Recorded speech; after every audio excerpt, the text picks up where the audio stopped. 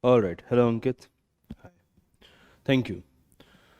So, 2021 is almost going to pass away now, and we are now entering 2022. What else can we do than studying at this moment and enjoying the new year as well? So, today, as you can see on the board, I have written Judiciary and Thriving Democracy. So, the entire structure of today's class is based on this normative idea of how judiciary has been able to sustain and maintain the movement of India towards a thriving democracy since the inception of India in 1950. And with this thing in the backdrop, I'll be sharing my inputs and how court has worked on largely through judicial review and parts of judicial activism. And then there will be some inputs on what you have already read, like jurisdictions and comparison of Indian court with American court. Let's see how much can we do today. So there is a possibility that the class will extend the time. So maybe post 7:30 for 10-15 minutes, I'll be hanging around. Let's start. All right, let's begin. Shall we? Shuru kare?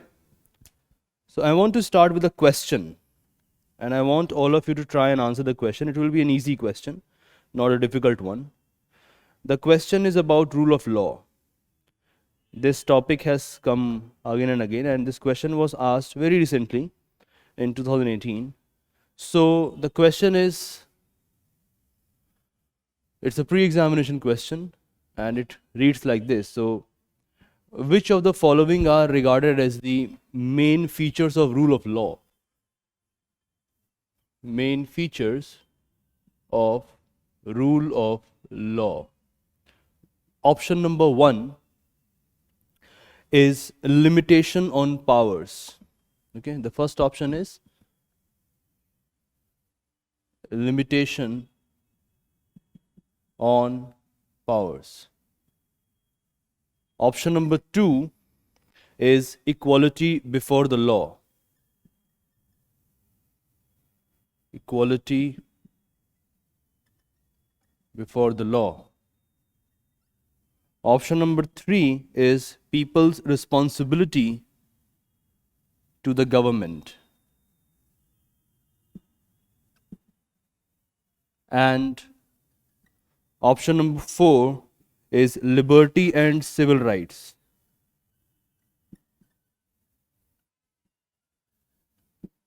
Now all of you try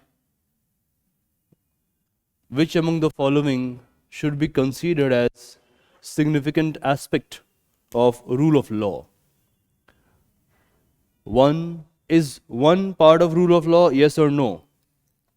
Is this part of rule of law? Limitation on powers. Anyone? Limitations on the power of government, it is intended to mean. Is this part of rule of law?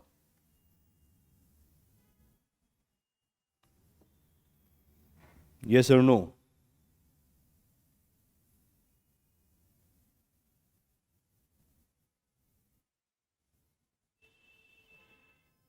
Nobody?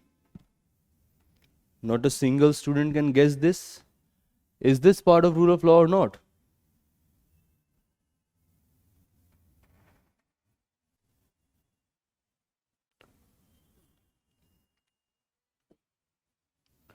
What about option 2, equality before the law?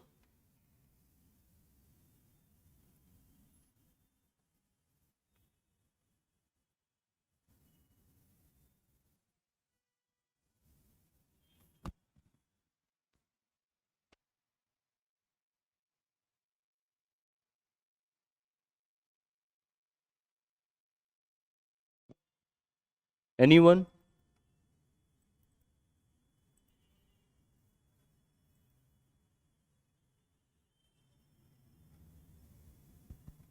Only one is part of rule of law.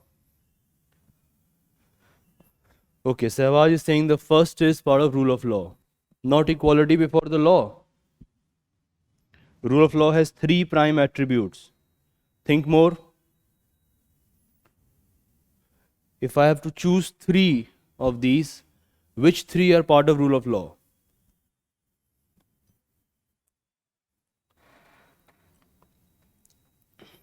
लगता है पढ़ाई लिखाई बंद हो गया सबका. AV Dicey.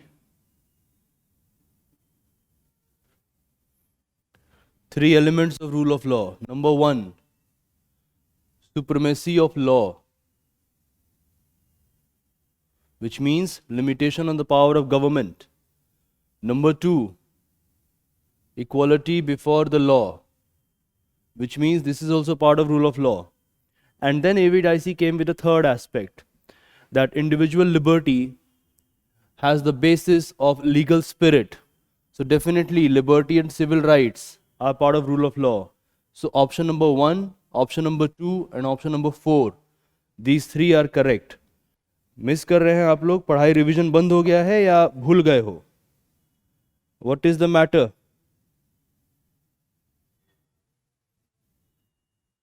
So keep reading and keep going back to the topics. Otherwise, it is going to harm you in your examination. एक और क्वेश्चन ट्राई करना है सिविल्स का. One more question which you have read in the last class.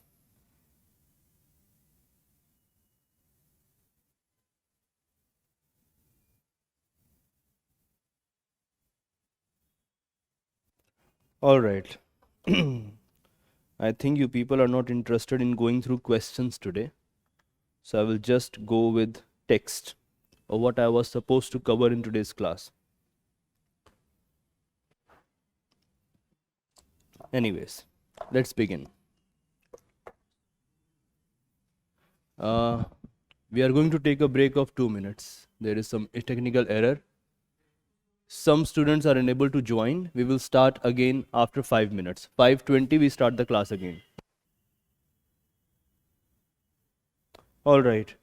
So sincere apologies on our part that there was some technical error and we had to rush in things. I was asking that should I discuss another question?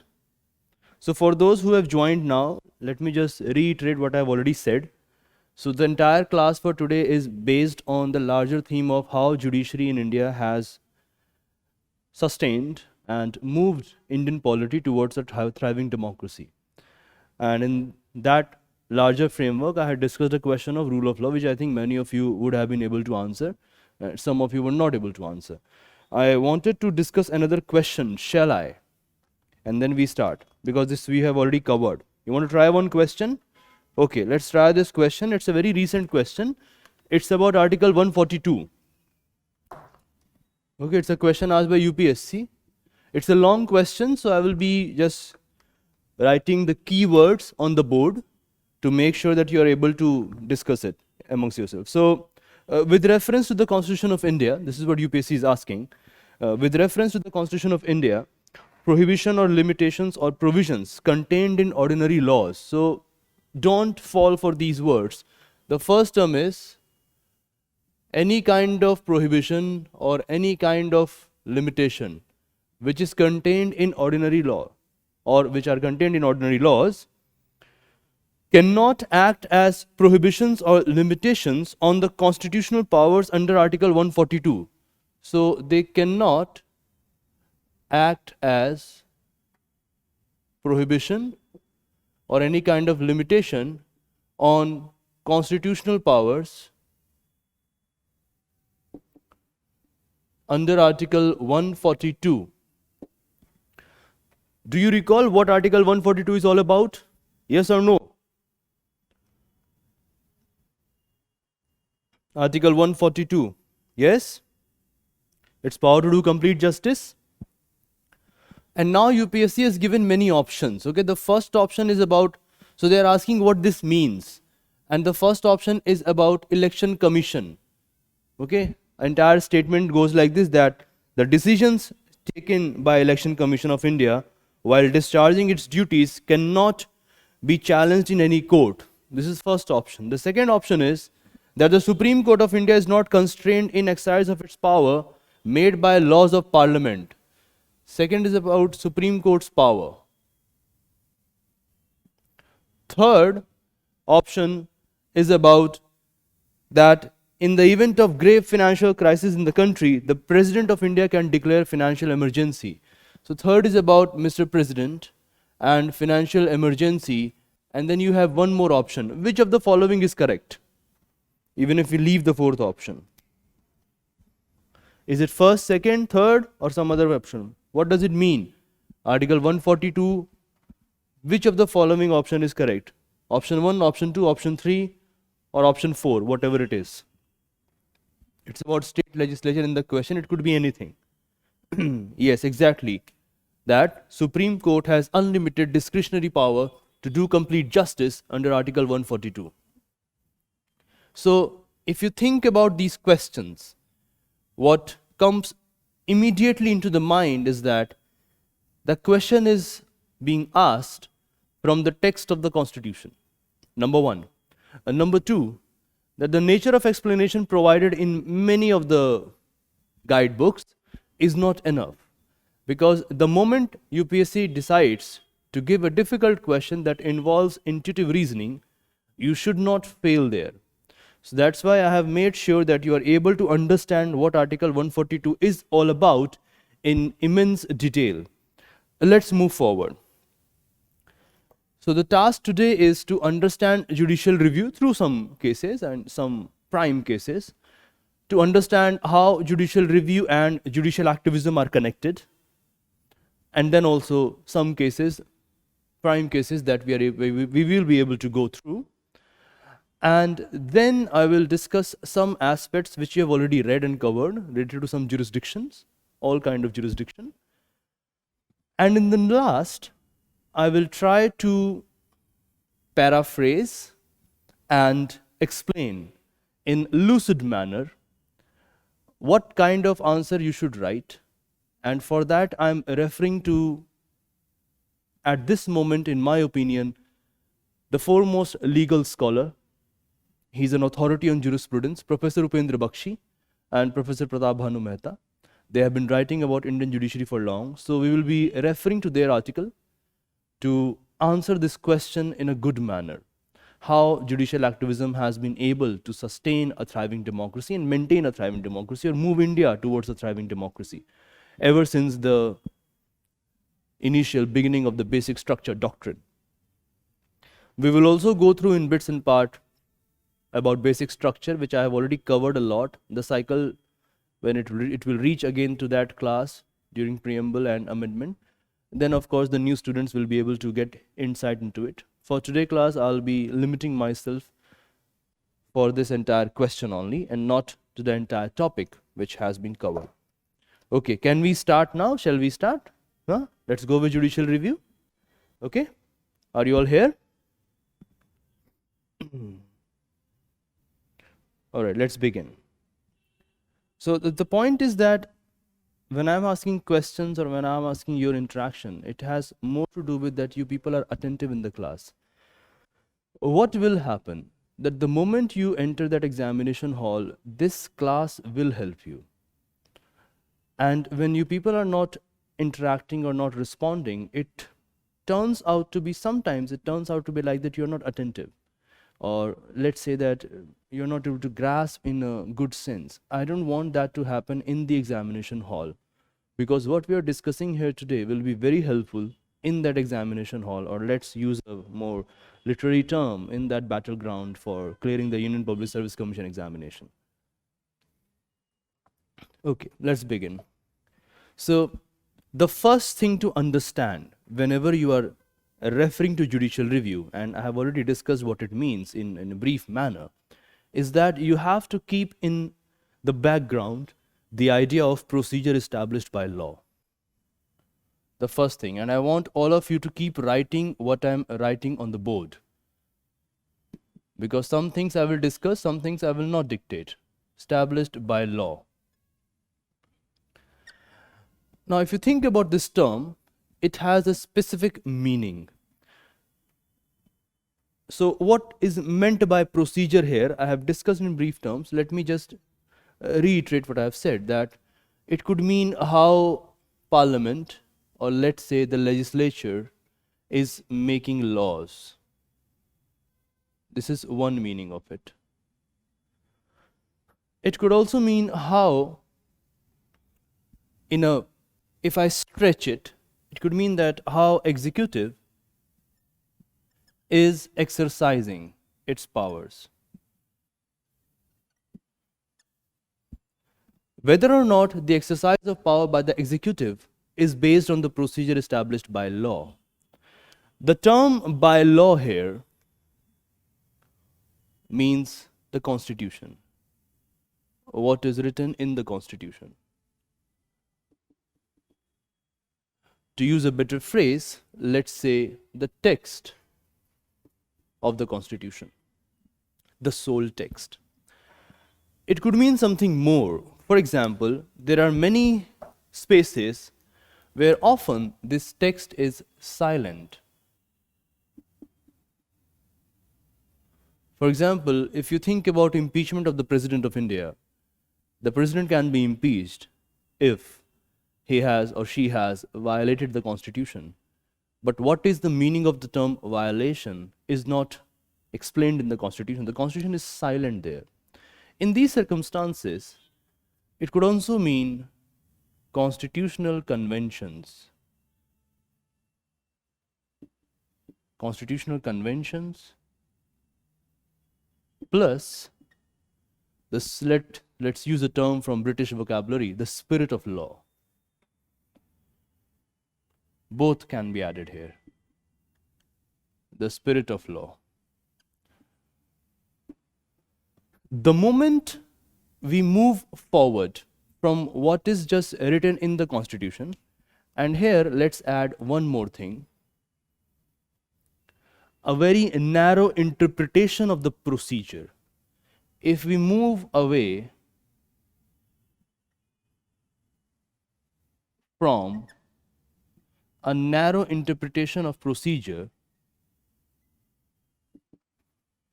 the idea of procedure changes. All right? So what happens?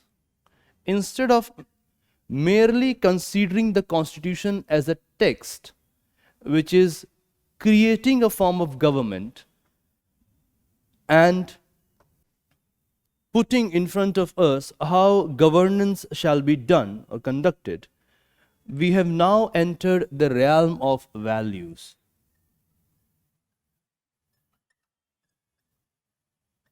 Normative ideals, or let's say constitutional aspirations. All of them. 1, 2, 3, and the list goes on and on. Now here what has happened, the meaning of procedure has changed.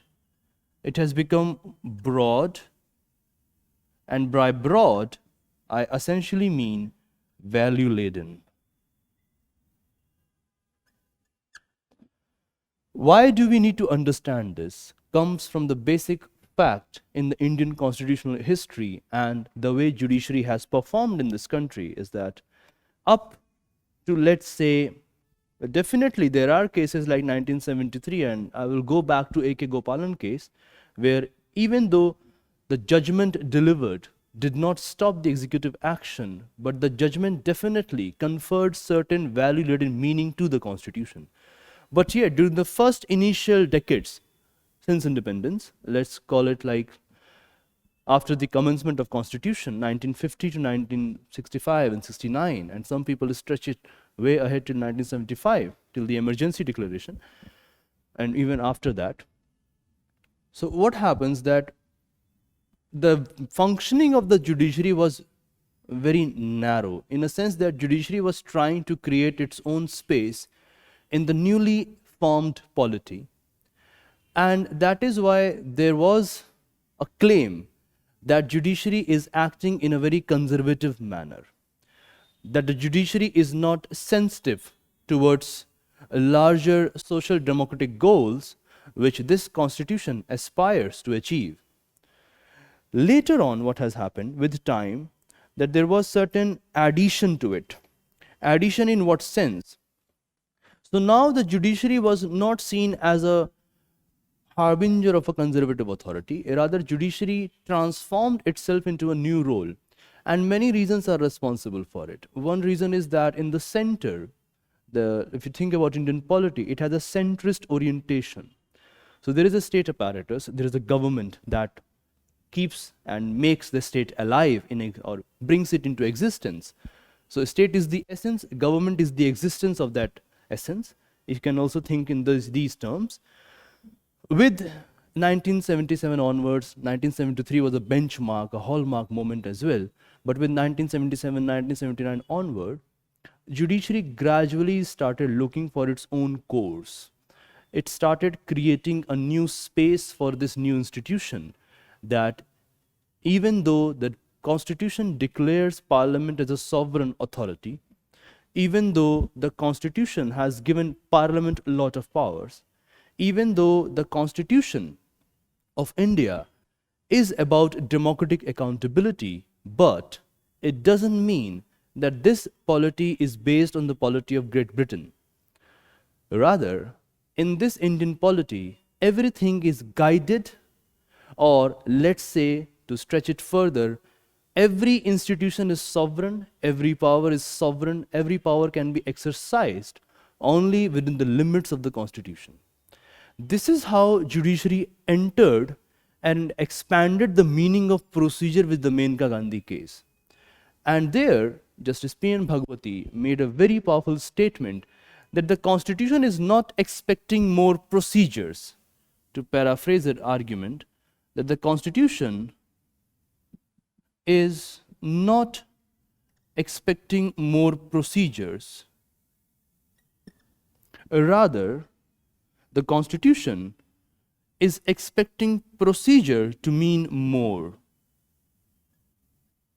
This is how the idea of judicial review, and later on, if I bring in public interest litigation and the new meaning the judiciary gave this Constitution, created the era of judicial activism, which we are still witnessing at this moment in contemporary India. Now, what is this procedure established by law? If you look at historical roots, we can find the roots in England. For some scholars, there is also some inspiration from Japan. Both is there. If you move forward from here, what it means is that as far as traditional polity, or as far as traditional understanding of polity is concerned, it essentially means that the institutions must work according to the procedure established by law. So all the institutions, let's put it like star here, let's put another star, that all the institutions of state, of government, you can say for your easy understanding, must function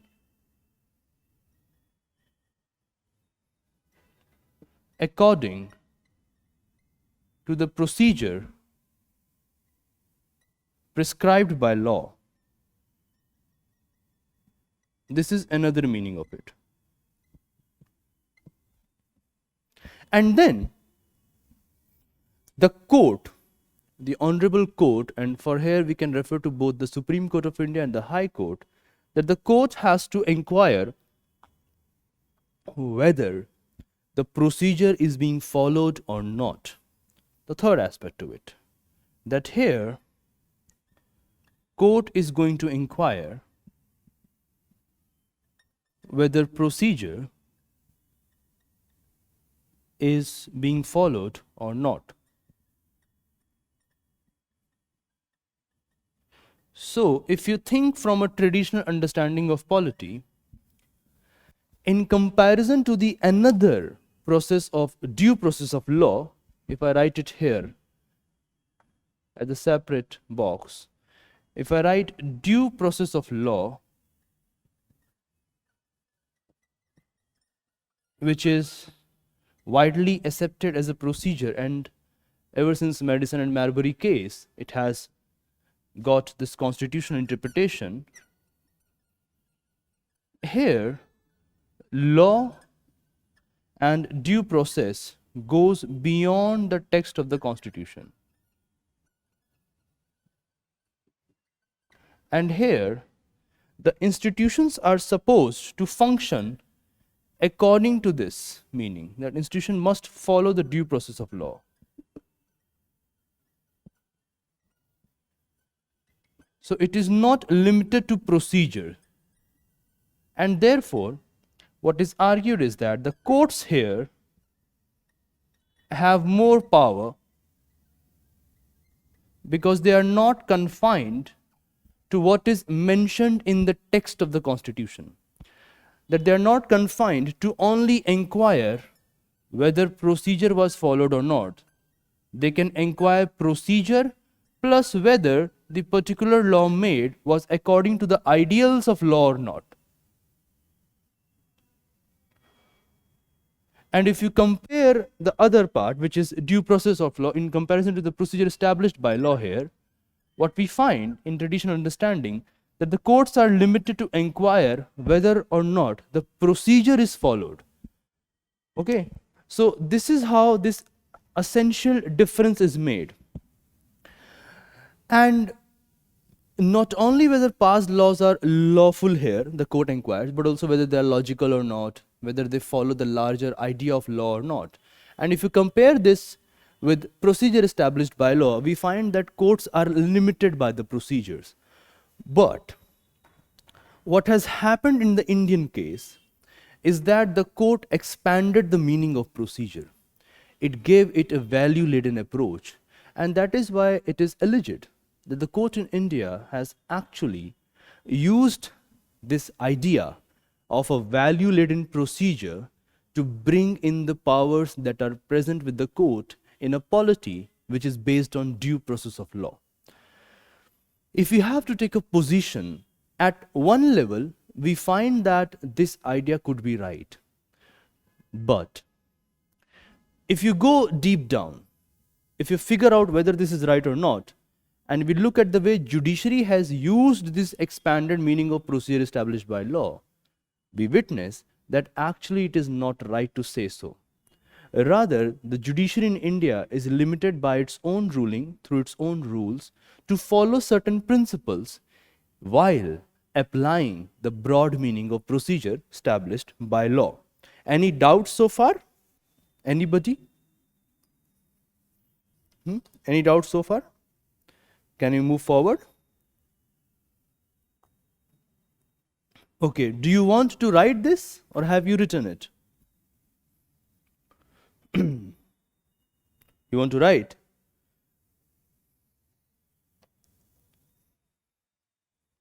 Okay, so start like this. Give a heading, judicial review, and write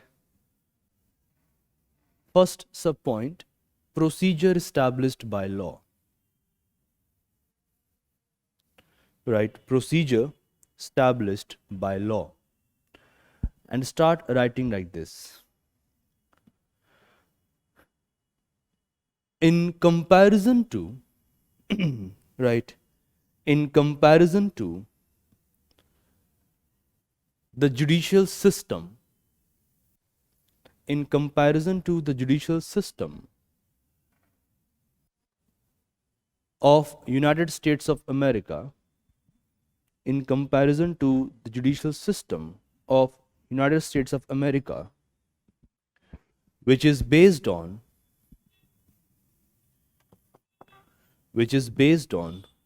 due process of law, which is based on due process of law, the Indian judicial system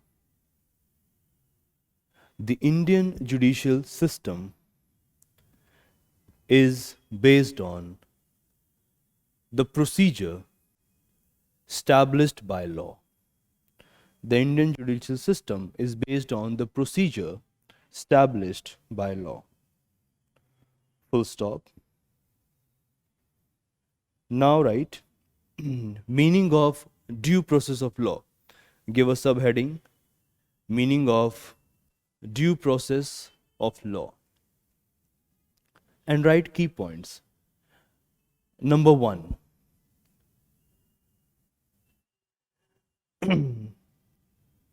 It has roots, or the roots of due process of law, DPL in short form. The roots of due process of law are traced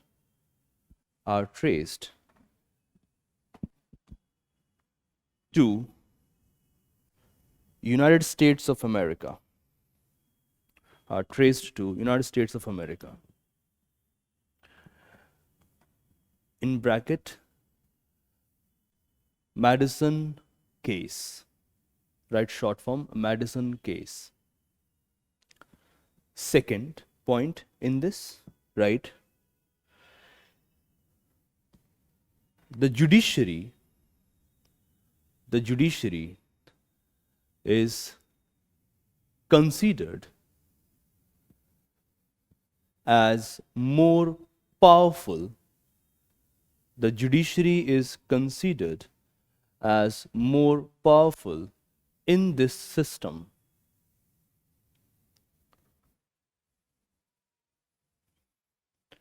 Right, next point. Third point. The judiciary inquires whether the laws made by the parliament, whether the laws made or passed by the parliament have followed the procedure, comma, are lawful, the procedure, comma, are lawful, comma, logical and concrete. Logical and concrete. In bracket, write not hypothetical. Not hypothetical.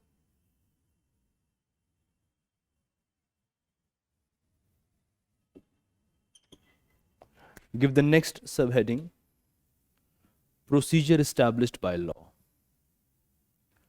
Procedure established by law. Write first subpoint. The roots are traced.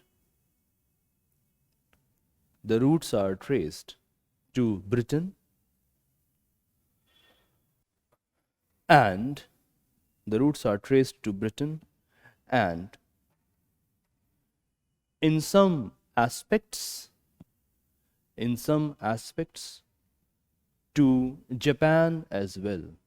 In some aspects to Japan as well. Right, second point. The institutions are expected. The institutions are expected to act and work. To act and work in accordance with the procedure, in accordance with the procedure mentioned in the law. And you write law with the capital L, in accordance with the law. So we are referring not only to the Constitution but also the other legal instruments. For example, the Civil Procedure Code, the Criminal Procedure Code, and legal pluralism comes in. So just write in accordance with the law. Right, third point. The court is considered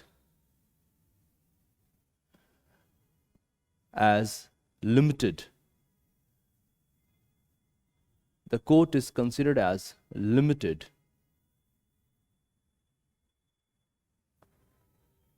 as it only inquires, or as it is only expected to inquire whether the institutions are following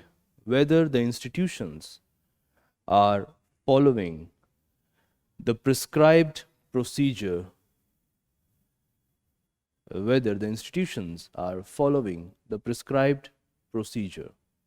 full stop. Right, next paragraph in the heading of procedure established by law.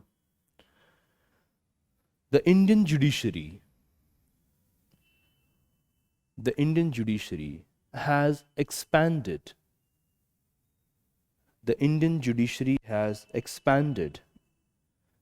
The meaning of procedure. The Indian judiciary has expanded the meaning of procedure. Full stop. In the Menka Gandhi judgment,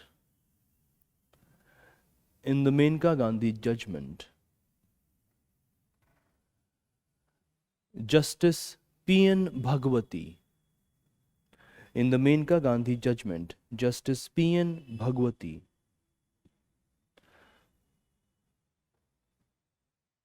remarked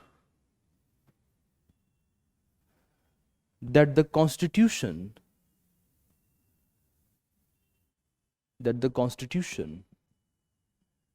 is not expecting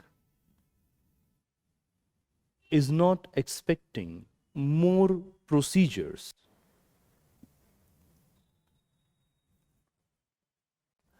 Rather, look on the board.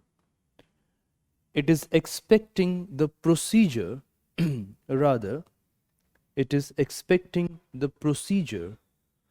to mean more, full stop. In numerous judgments,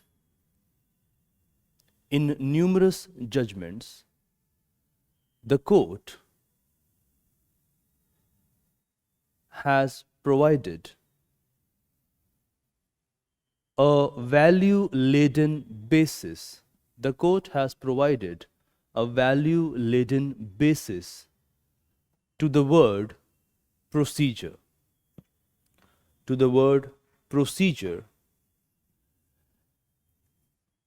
Which now means not only the prescribed procedures,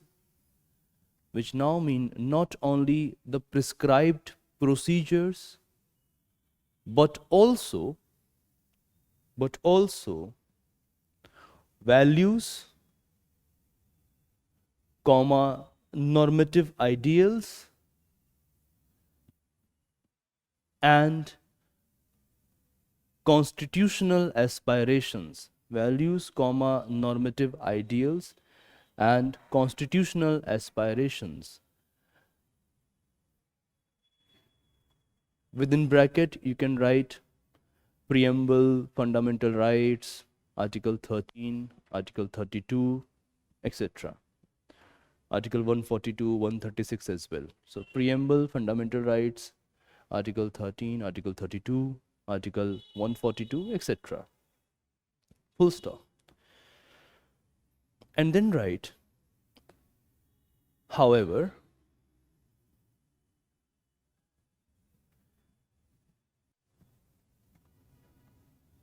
it is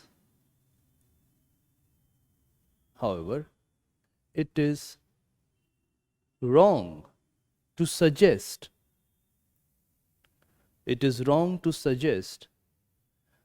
that the Indian judiciary is strictly following the due process of law. It is wrong to suggest that the Indian judiciary is strictly following the due process of law while exercising its power of judicial review, while exercising its power of judicial review. Full stop. The court itself, the court itself has developed certain guidelines for judicial review, which act as a limitation,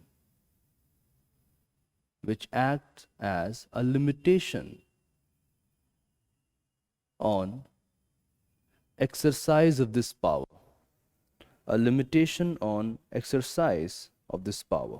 Okay, इसको मिटा दें. Have you all written it now?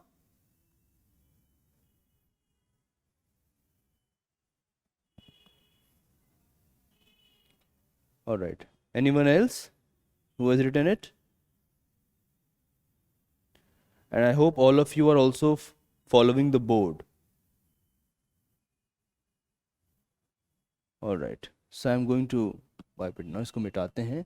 And now let's move on to what are the guidelines for exercising the power of judicial review, so that people understand why Indian Constitution and the Indian judiciary is not acting in an arbitrary manner, even though they have expanded the meaning of procedure. So they are now moving away from mere textual interpretation and bringing into at center the idea of constitutional limitation. So definitely there are certain limits to it. So it is limited. There are certain guidelines. For example, the first limitation is that, which is also known as the doctrine of severability. The doctrine of severability. If any of you recall Article 13, that law inconsistent with or laws made by Parliament which are violating fundamental rights will be declared null and void to the extent of violation or to the extent of inconsistency. This is the first guideline. So if judiciary is reviewing any law made by the Parliament or passed by the Parliament, it inquires to what extent the law is violating the fundamental rights. So it is not going to declare entire law invalid. Not going to declare entire law invalid. Rather, it divides. There is a dissection, let's say. It divides. And what judiciary is doing here? Only that part which is inconsistent with fundamental rights of any law passed by the Parliament, only that specific part will be declared as null and void by the court. Whether we follow the idea of 9th schedule, First Amendment, or any Land Reform Act, or let's say the Keswananda Bharti judgment. In any of this case, the judiciary, when it was exercising the power of judicial review, it did not declare the entire act or entire law, entire amendment as unconstitutional. Rather, only those parts which it found as inconsistent with fundamental rights. For example, if they were not following the idea of compensation granted by the Constitution. This is the first limitation on the exercise of power of judicial review. The second limitation is also known as the doctrine of progressive interpretation.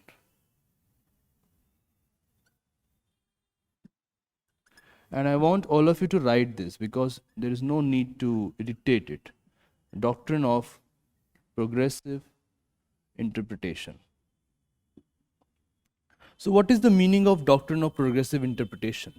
So when judiciary is exercising its power of judicial review, it is always going to interpret the constitution in light of the prevalent social economic circumstances, the political circumstances. So when judiciary is going to review, this review will be based on a specific context. So prevailing social, economic, political circumstances. It is not going to be based on like judiciary is going to go back to that time and say, fine, way back in time this happened, so that law is invalid. No, prevailing circumstances. The third limitation, or let's say the third guideline which judiciary often uses, is that idea of, or let's say the doctrine of prospective overruling. It is important to understand this. What it means. So suppose judiciary is reviewing any law. Let's say judiciary is reviewing whether or not the parliament can amend the constitution. As many of you will be aware about it, there were many cases filed in the court. In some cases, the court said that yes, parliament has unlimited power to amend the constitution. In some cases, the court said no, fundamental rights are transcendental, parliament cannot amend them. And in some cases, the court said yes, parliament has a big right, a very vast right to amend the constitution, only parliament can do so, but it cannot alter the basic structure. But these three judgments came during a specific time period. So from 1955 onwards and 1953 onwards, then 1973 comes. So the idea of basic structure will not be applied to the judgments before 1973. It will only be applied to laws and other actions done or laws passed after 1973. So prospective overruling. Any judicial review, any judgment is not going to affect past laws, okay, or actions. This is another limit which is exercised by the court while exercising its power of judicial review. Then there is a fourth limitation. So as far as idea of judicial review in India is concerned and the expanded meaning of procedure is concerned, judiciary always carries a presumption in favor of constitutionality. So there is a presumption in favor of constitutionality. So what judiciary is doing here when it is exercising the power of judicial review? Judiciary basically expects or presumes, ऐसा सोच के चलते हैं, it's like a पूर्वाभाव रखते हैं अपने दिमाग में, it presumes that the institution in question, which here means legislature, that the legislature cannot exceed its power. So if it is reviewing the constitution and through that reviewal of the constitution, it is looking at a law, it always keeps this idea in mind that legislature cannot override its power, legislature is not exceeding its limits, and with this presumption it reviews it and then clears all the doubts whether there is any stand, whether there is any clause where the legislature exceeded its power. So there is always a presumption in favor of constitutionality that legislature has not exceeded. And then there is one more limitation which is known as the doctrine of, let's say, empirical overruling. Now this is again a bit difficult to understand. I will try to simplify it. Empirical overruling. So what it means? What is the meaning of empirical overruling? So judiciary always ensures that the matters which are pending in front of it, whether it is a suo motu consideration of the matter or whether there is a petition filed, in any case, the judiciary tries to ensure that every matter, every specific clause of that matter must be of concrete nature. It must be concrete. There must be some procedural background. It should not be hypothetical. So when it is argued, suppose UPSC or any interview it is argued that judiciary in India is exercising power of judicial review, and it is actually using this power to bring into Indian judicial system through judicial review the idea of due process of law, you should always counter that. You should say, with due respect, ma'am or sir, the procedure established by law and the idea of judicial review after the expanded meaning of procedure is determined by these guidelines. Clear? Clear so far?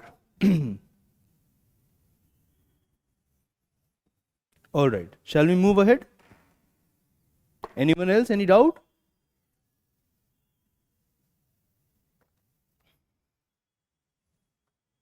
Anybody? Any doubt? You can send it right now. Okay. Yeah. Send it. Emergency we are not dealing at this moment, but just send me your doubt. When the emergency class will come in, you will have a lot of arguments there. But send your doubt. What is the doubt regarding emergency? It is going to be a good question. I can assume it. Write it.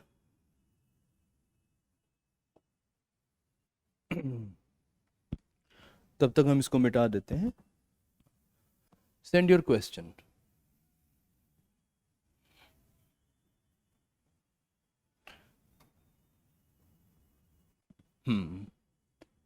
Yeah.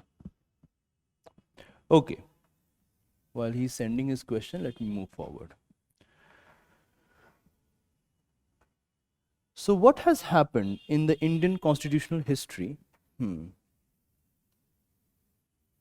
Okay, when emergency happened, why didn't the Supreme Court submit the Constitution of the Council of Ministers to President? Yeah. Okay, listen carefully. There are two ways to understand it. One is constitutional, the second is political. Now, this is a very crucial question. As far as the constitutional thing is concerned, judiciary cannot inquire what was given as the advice. Judiciary cannot inquire what was presented in form of advice. That's secret. That's between Council of Ministers and the President, first. Second, judiciary can only inquire the intention behind the advice to some extent, that whether the intention was to ensure constitutional balance or to ensure a smooth functioning of the machinery of the government which this constitution establishes. Third, if you come logically from these two parameters, the judiciary in India followed the procedure, looked at the procedure and delivered a judgment that yes, the executive has the power to declare so. Second is a political reason. Judiciary, yeah, definitely grounds are, and the grounds were clearly that there is a scenario of a specific kind of internal disturbance, etc., and then it moved forward. Armed rebellion. There are circumstances have arisen where we need to impose emergency, and that was a different moment altogether. For that, you also have to read a lot about what was going on before the declaration of emergency. The other reasons are political, and that's why you must understand why UPSC is expecting you to understand how polity functions. The political reason is clear, that at the time of declaration of emergency or even before declaration of emergency, whether it is any kind of government, the institutions of the government function according to the structure of power and balance. In the Indian history, sometimes the balance has been tilted in favor of executive, sometimes in favor of the judiciary, sometimes towards the parliament. It also depends on the nature of power balance. When that judgment was going on, the power was more towards the side of the executive and the parliament less towards the judiciary. Third, including the second point in the political reason, the radical transformation in the character of judiciary has developed post-emergency. Figure this out. Before the emergency period, judiciary was considered as a very conservative institution. The judiciary developed or carved out its space gradually in the modern Republic of India. It's a political reason why judiciary did not function like that, why it cannot function like that, why any other institution cannot function like that. And then there is one more reason to put in a nutshell. Let me try to simplify it. It goes like this. If you think about emergency, don't just think about from the perspective of a ruler trying to become a despot. Why? Because after emergency, even though the government was changed, across the southern part of India, there was a staunch support in favor of Indira Gandhi. So it is not like that only one element will be functioning in the political culture. There will be other aspects working as well. That's why even though the Janata Party government tried to overturn what was passed through the 42nd Amendment, it cannot overturn every aspect, because in the Rajya Sabha they did not have the majority. Because even in the Lok Sabha, despite that defeat of Indira Gandhi government, there was big support in favor of Indira Gandhi in many other parts of India. So judiciary was trying to figure out a space where to tilt and where not to tilt. So there are both constitutional reasons that followed the procedure, done, period. And then there is idea of political reasons. All right, can we move ahead?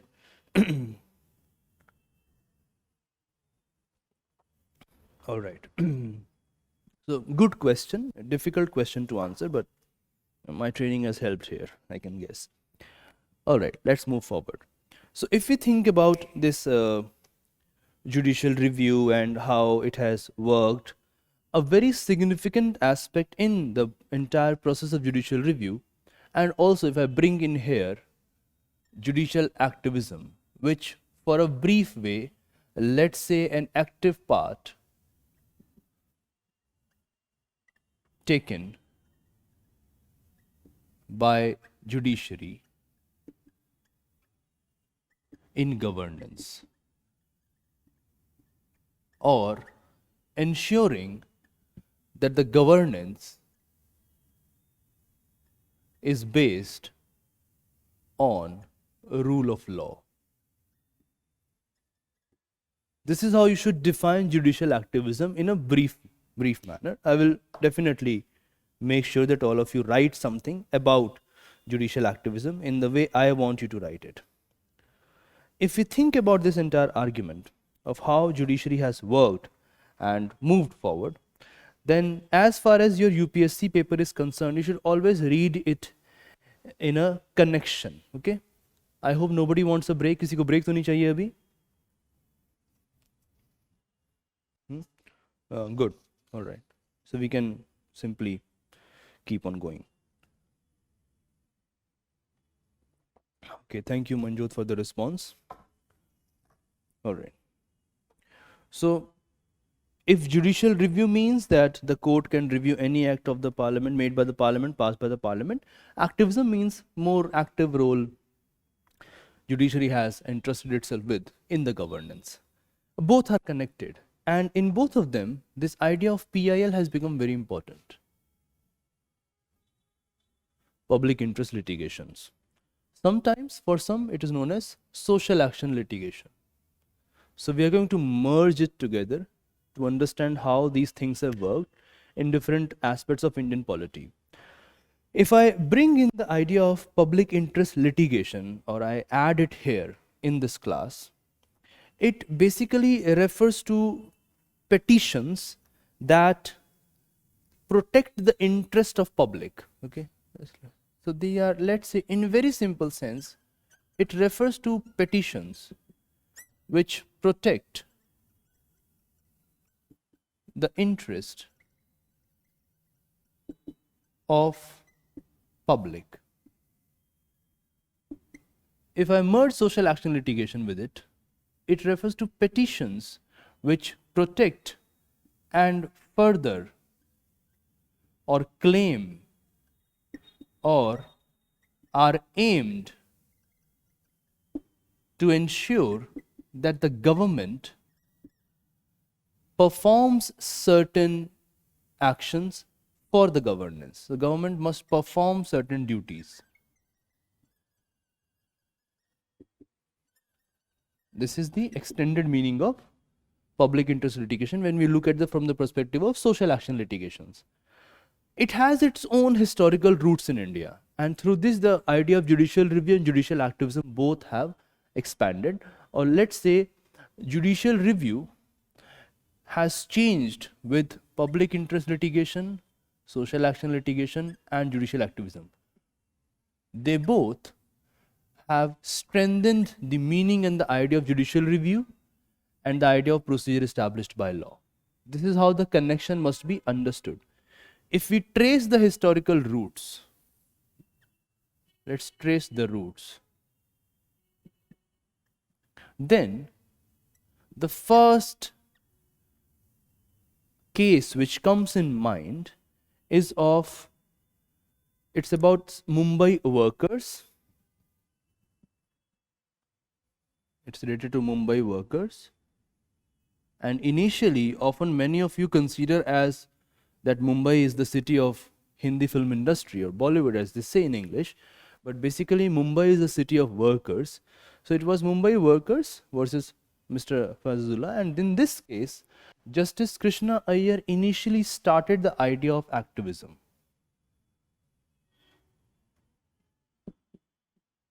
But this is just tracing the roots. As far as UPSC is concerned and the question they have asked, which is true, one question was asked from these roots, and the major case is Husainara Khatun versus Government of Bihar.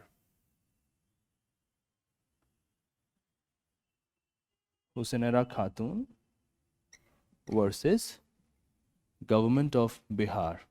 In this case, the judge was Justice P.N. Bhagwati. And here UPSC has asked a question: which among the following judge should be considered as the first judge who in a sense initiated the process of judicial activism in India? And the answer is Justice P.N. Bhagwati. UPSC has asked this question. So whenever the idea of public interest litigation, judicial activism comes, always remember, begin with Mr. Justice P.N. Bhagwati. Now what this case was all about? In this case, there are two names that you have to remember. One is of course this, and then there is another name of a woman, Kapila Hingorani. Sometimes in parlance, in polity, this woman is also referred to as, let's say, the mother of public interest litigation. So suppose UPSC frames another question, who is considered as mother of public interest litigation? Remember this name. So what happened in this case? In this case, they talked about the long-term confinement of prisoners.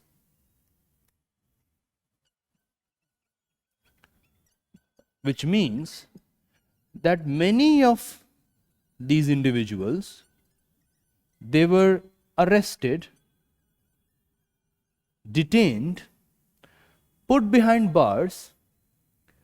Many of them had not faced any trial before the court or any adjudicatory authority, and the time period for which they were detained and the petty crime for which they were arrested by the police without trial, if they had gone through a trial और उनको सुनवाई की जाती, suppose I was detained in this case for, let's say I was detained, arrested. So suppose I have committed a crime, alleged crime, and suppose that crime was finally established that yes, this person has committed this crime. So my tenure in jail or in prison will be, let's say, 2 years or 3 years or 4 years. Now these prisoners here, without any trial, were detained and they were spending their time in jail, and that time had already exceeded the amount of time for which they would have been punished. So किसी को सजा हुई है, 4 साल की सजा होनी थी, वो 6 साल से जेल में ही पड़ा हुआ है, ट्रायल हुआ ही नहीं है. After that he will go through the trial. This is how this case became very important, and in this case almost, if not let's say almost, and it's a big number, in this case through judicial review and activism and through this PIL filed by a woman and then Kapila Hingorani, the mother of PIL, almost 40,000 under trial prisoners were released, which is a big number. Under trial prisoners were released. So when we go through fundamental rights, we often talk about rights of the prisoners who are detained, rights of people who are in the jail. It's coming from this idea that almost 40,000 people were innocent. They had not committed any crime, and yet they were spending their time in the jail. The second case, which is equally important, so this is 1979, considered as the period when the era of activism started. The second case, equally important, is of 1980. And I want all of you to keep writing this. We will have a paragraph, but you write this. This case is about Sunil Batra versus Delhi administration. Or Sunil Batra versus Delhi administration. It's a very important case as far as idea of PIL and judicial activism, and then the idea of judicial review is concerned. Now what happened here? This is about the torture faced by prisoners in jail,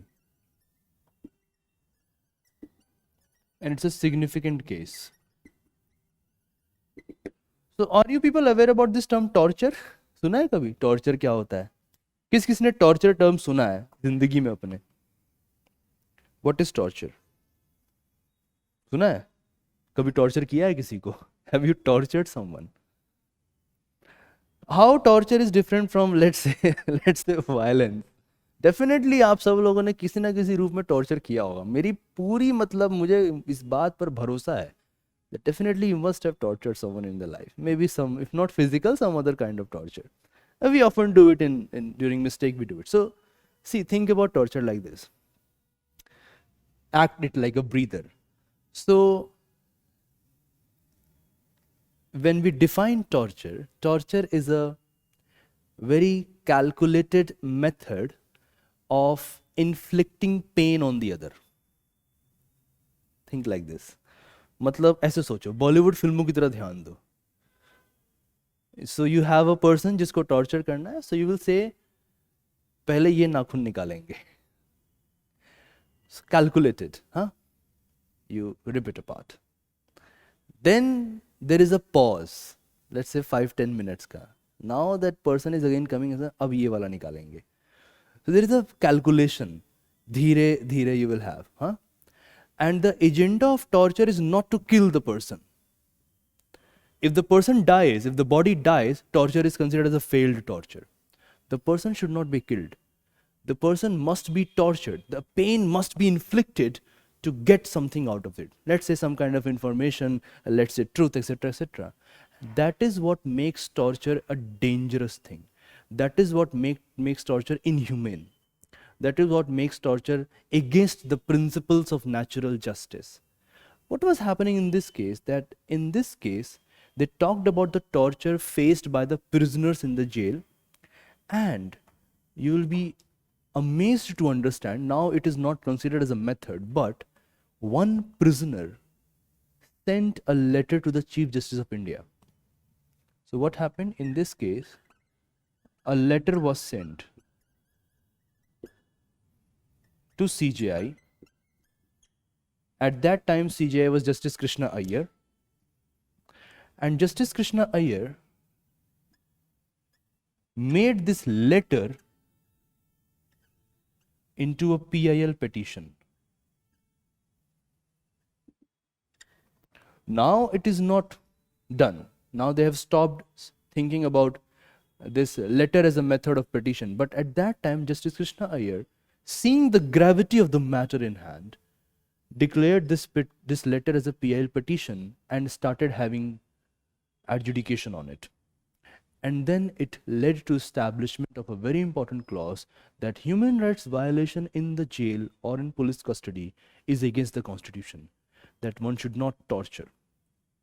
So this is another case through which judiciary has expanded the element of rights, Article 21, Article 14, and this is how judicial activism with PIL has reviewed an action done by the executive, even though it is in the prison. And if you think about the larger topic, how judiciary is ensuring that democracy thrives. So with all these cases, in the end of the class, I will make you write certain points to understand what you have discussed in the class today. It's going to be a detailed class. Then there are other cases as well. For example, we have a very famous case, Bandhua Mukti Morcha case, which led to release of many workers that were working in exploitative conditions, clear violation of right against exploitation. And not just this, in this case, the judiciary said that no, it is not significant or enough to release these people from these miserable conditions of work. We also need suitable rehabilitation. Suitable rehabilitation is equally important. Then there is another case, very significant as far as, if I think from the model of thriving democracy, that case has to do with elections and your electoral processes. This case is known as Jan Chakidari versus Union of India, a very significant case. I want all of you to keep writing these names, Jan Chakidari versus Union of India. In this case, through a PIL petition, what judiciary did? They banned the contesting of elections of arrested persons. So they banned it. A ban on contesting of elections of arrested persons. And many times this is already under a sub judice matter, so it's not like an entire process that has been done, but definitely there are people that who are, let's say, under detention, etc. And if this person has been arrested on valid police and judicial grounds, so suppose there is an arrest, and this arrest has been done on a valid judicial proceedings, through a valid judicial proceeding, or on valid police ground. So definitely the person must be banned from contesting elections. Connected with this is another case which is a very significant case as far as electoral process is concerned, known as Lily Thomas versus Union of India.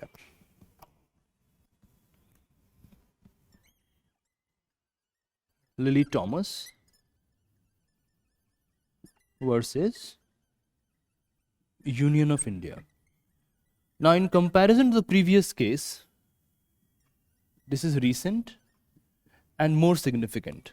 So I want to discuss this case in a bit detail here. So what has happened in this case? If an MP or an MLA, okay, member of parliament or member of legislative assembly, if an MP or an MLA is found guilty of an offense, okay, so let's say there is an MP, there is an MLA, and they are found guilty of offense. कुछ काम इन्होंने कर दिया, कुछ ऐसा कांड किया है इन्होंने. Then what will happen? They will go for a minimum imprisonment of 2 years, definitely, and more than this, they shall lose their membership of the house with immediate effect. What will happen? There will be imprisonment and loss of membership with immediate effect. But there was a problem here. What used to happen before this judgment? So in coming classes, we will discuss about Representation of People's Act. And there is a specific clause there. There is a section 8 in that, and there is a section 8, clause 1, clause 2, clause 3, clause 4. So section 8, clause 1, 2, 3 were fine, that yes, it's fine. But the clause 4 provided some kind of protection to these people. So what happened? Suppose there is an MP and MLA, and it is found that he is guilty of an offense, and then the judgment is declared. If that MP or MLA, from the date of the judgment, within the span of 3 months, files a review, then that MP or MLA can stay on their post. The judiciary said that this is against the democratic accountability and ethos. This is against the entire idea of ensuring that good people are entering the parliament. And they declared clause 4 of section 8 of Representation of People's Act null and void. Representation of People's Act, section 8, clause 4 was declared null and void. That no, if a person is found guilty on an offense, then they cannot contest election, they should not remain in office, and they should not contest election for the next 6 years. Clear indication by the judiciary. This is another way in which thriving of democracy happens. Then there are some more cases. For example, you all want to become IAS officers, yes or no? सबको बनना है कि नहीं बनना है? सिर्फ एक को बनना है, बाकी को नहीं बनना है? बाकी लोगों को क्या बनना है? आईपीएस बनना है, आईएफएस बनना है ना कुछ. And all of you must have heard this argument that we have to work under the pressure of politicians, yes or no? ये सुना है आप लोगों ने कि we want to do good work but politicians don't allow us to work, etc, etc. So let's say the Indian polity is based on checks and balances between different institutions of the government, legislature, executive and judiciary, right? So what happened in one of the cases known as Tsr Subramaniam versus Union of India? It's a very important case for executive. Tsr Subramaniam and others versus Union of India, same year 2013. In this case, what the court did and declared that it directed the center and the states, be very careful, not just union but also State Public Service Commission.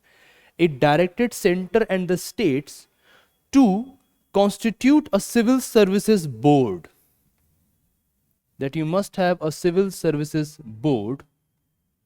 For what purpose?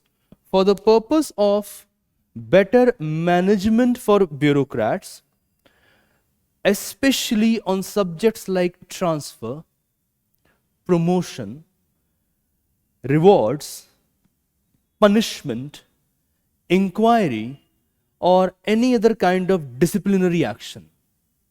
All right? And then the court suggested one thing, not like an order, like an obiter dicta. The court suggested that the bureaucrats should not work on mere verbal orders of the politicians. So in this case also what you find is that, so for example, if these two cases are about election processes, if these about, let's say, weaker sections, under-trial prisoners, people who are working under miserable conditions, and there can be many other cases, Nas Foundation, right to homosexuality, all of that. And you bring in this case, you also find court is talking about bureaucracy, maintaining the institutional freedom, maintaining institutional checks and balance. Democracy includes everything. It not only includes institutions of the government, it also includes people on the other hand. If you go through these cases only, what you find that through judicial activism, PIL, and the review processes, the court has actually ensured that democracy thrives. Not just this, how many of you have been a voter? किस किसने vote दिया है? दिया है vote? Let's make a box here. Vote दिया है? Okay. How many of you have pressed the button known as nota? None of the above option. किसी ने नहीं? Do you think nota is important? Suppose I don't want to vote any of the above parties. Do you think this option should be there? Nota, none of the above option? In a democracy? Yes? So this nota is also a result of judicial judgment. Again, thriving democracy. How many of you are aware about this term known as VVPAT? Have you heard this claim that, oh, we voted for one party, but my vote went to some other party? सुना है कभी ये? Vote तो हमने किसी को दिया, but मेरा वोट कहीं और चला गया, etc., etc. This argument that, oh, there is some problem with the machines. So in order to have that, they have an idea of voter verifiable paper audit trial. Voter verifiable paper audit trial. This idea that for some initial number of votes, we should have a paper audit trial. That let's see if the person who is voting is getting the same vote or not. Let's have a receipt. This is also a result of a Supreme Court judgment of Subramaniam Swamy versus Election Commission of India. In that judgment, the court said that we need to establish VVPAT system. Again, democracy coming in through judicial activism and cases and petitions. But the list does not end here. You want to know some more examples? दो तीन और example जानना चाहते हो how democracy has thrived because of judicial activism? Should I? Okay. Have you gone through some posters like अगर मुझे vote दिया तो पूरे कॉलोनी को job free, everyone will get a job, like free buys. सुना है कभी? I will give this thing to everyone. I will make sure that we have Los Angeles in Delhi. That kind of argument, है? सुना है ना? So the idea of election manifesto and what is known as free buys, that this should not be there in the manifesto. There should be some kind of decency in contesting elections. This precedent has been made by the court, that there must be some rational grounds, some rational arguments, not free buys. UPSC asked a question about death penalty. Let's bring here. Commutation of death sentence. So UPSC asked the question that justice delayed is justice denied. Suna hai term? Justice delayed is justice denied? UPSC asked this question in a particular year. Why that year? Because in that same year, the Supreme Court of India passed a judgment and let's say a proper comment on the delay in response from Honorable President whether a person's death sentence has been commuted or not. So what has happened in Indian case is that you can appeal for the president to commute the death sentence, to pardon, but there is no time limit on it. And the court said that this is against justice. This is in some sense denial of justice. There should be some time limit to deliver president's opinion, whether or not this person's crime and the imprisonment or whatever kind of punishment has been pardoned or not. And then very important, Honorable Chief Justice of India has often talked about that the most number of human rights violations take place in police custody. So reforming the police. Again, executive coming in. So if we think from the perspective of thriving democracy and the way this entire process has changed. So what we are witnessing here is what used to happen before judiciary acquired this character through judicial activism, that only those people or those persons who have felt or who were aggrieved or who had faced wrath of some executive or legislative action or some social structure, for example caste, only those aggrieved persons could reach court. But if I ask you, do you think that these prisoners can ever reach court if they are inside the prison? Yes or no? If they are inside the prison, can they reach directly to the court? Do you think that these under trial prisoners can reach the court? Yes or no? If they're already inside the prison? Huh? Right? They cannot reach the court. Do you think that these workers here who are working in miserable condition, exploitative conditions, can they reach the court? So if court, they cannot reach the court, it means that equality before the law is not there. It means that equal protection of law is not there. And what court did, it diluted the principle of locus standi. What do I mean by here? Standi is coming from standing in front of the court. So only the aggrieved party initially had the right to approach court. But now, through public interest litigation, through social action litigation, through judicial activism, now any person on behalf of the aggrieved person can reach the court. So it radically democratized it. That is how court has been able to ensure that India turns into and moves forward towards a more thriving democracy. All right? Let's write for 10 minutes at least, shall we? Now, please tell me, have we all written these cases names? ये सब लिखा है कि नहीं लिखा अपनी copy में? Okay, so we write one paragraph, summarizing it. Okay, so ये एक आपका पूरा ढांचा बन गया. And then we write one paragraph. Right. Give a heading, subheading, judicial review, dash, public interest litigation, oblique social action litigation, and judicial activism. ये वाला.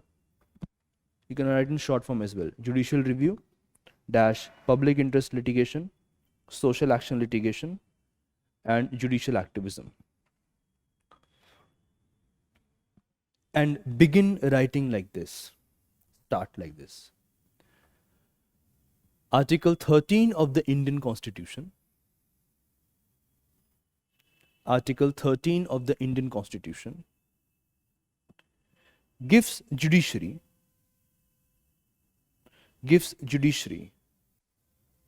the power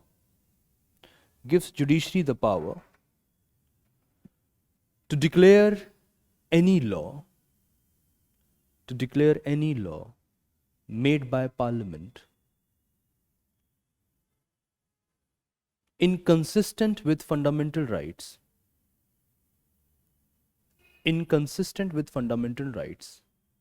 null and void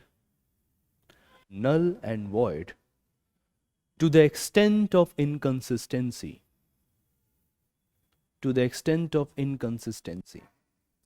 Full stop. Article 32 of the Indian Constitution. Article 32 of the Indian Constitution gives an individual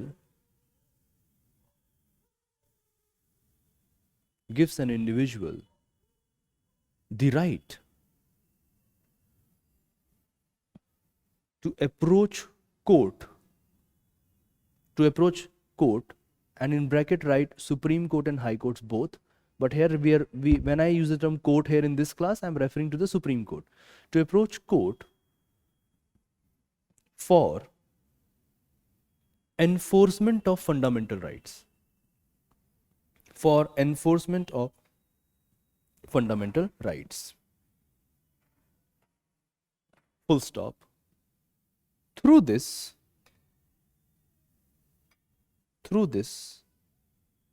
the court is able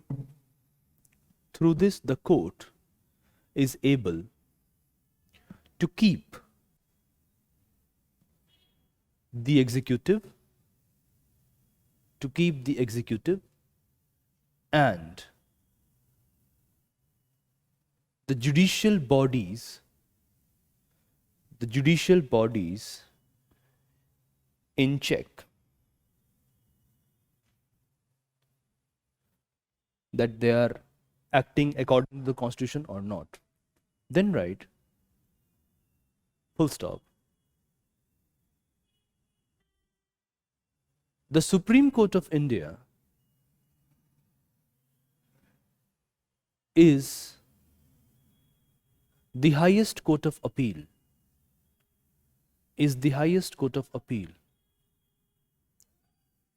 and possesses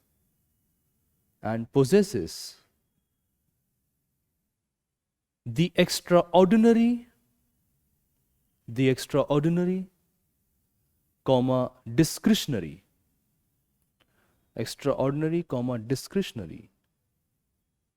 power to grant and admit special leave petitions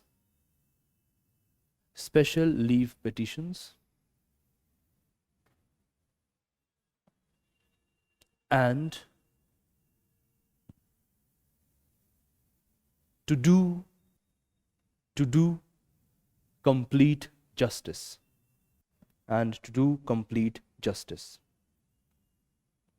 Full stop. The court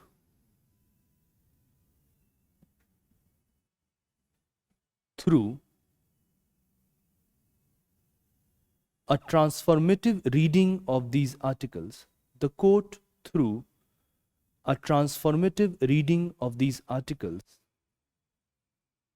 has radically transformed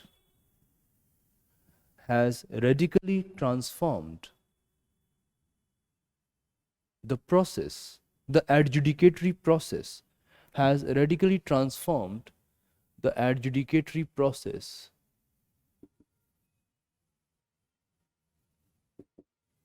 of accepting litigations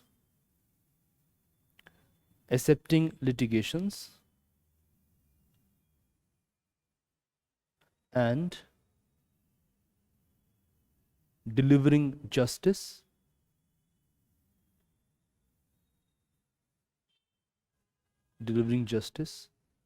comma, taking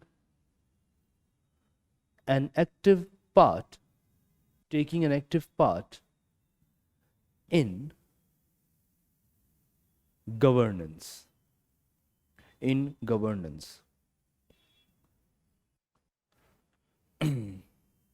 Now write full stop and write like this, that full stop. Since 1979,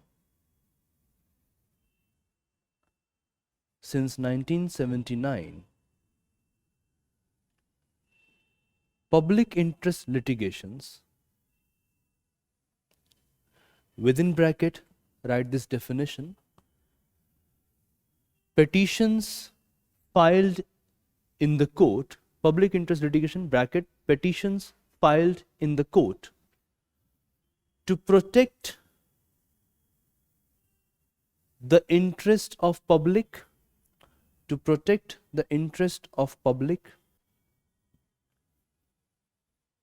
and to ensure that the government is taking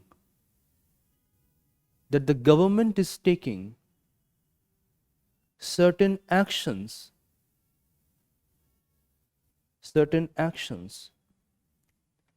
to ameliorate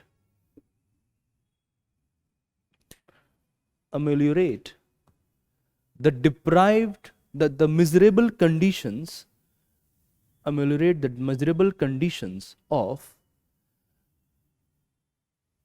deprived citizens dash SAL, deprived citizens dash social action litigation, or SAL, full stop.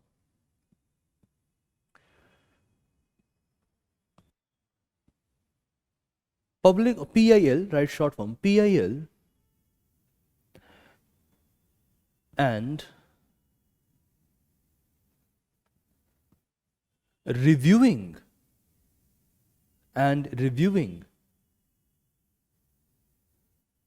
the laws made by Parliament,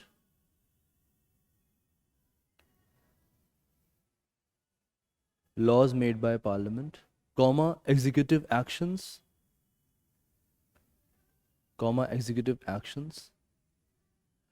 has made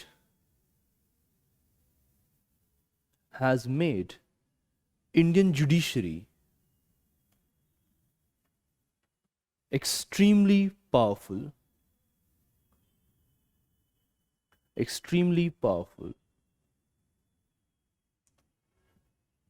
which is referred as the era of judicial activism,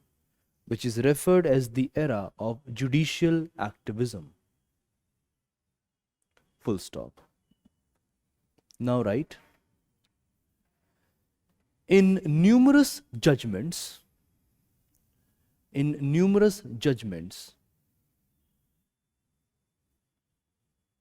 based on democratized idea of locus standi,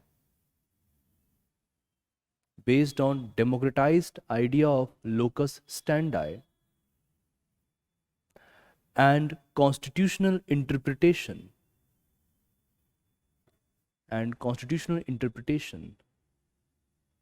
the court has been able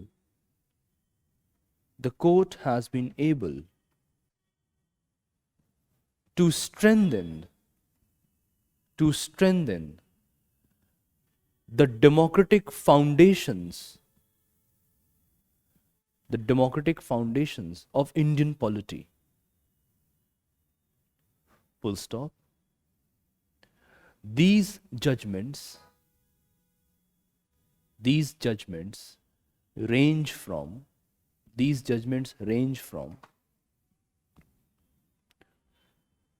rights of under trial prisoners, comma, very simple, tortured prisoners, comma, workers forced to labor in exploitative conditions,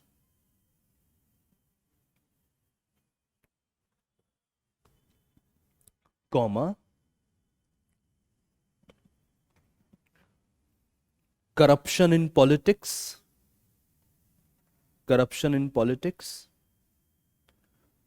comma,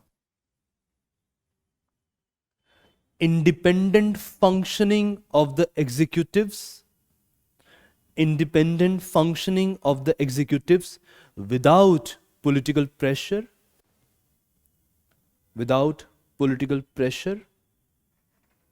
comma,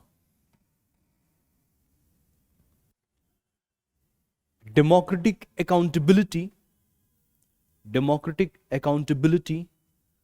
through nota and VVPAT,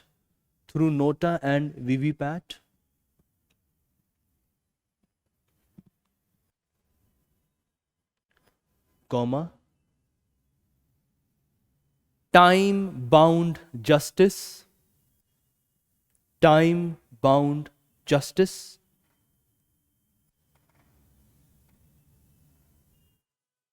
and police reforms, etc. And police reforms, etc. Okay? Everyone has written it down? सबने लिखा है इसको? Police reforms, etc. Full stop. Good. All right. You want a break? अभी break चाहिए? या we continue?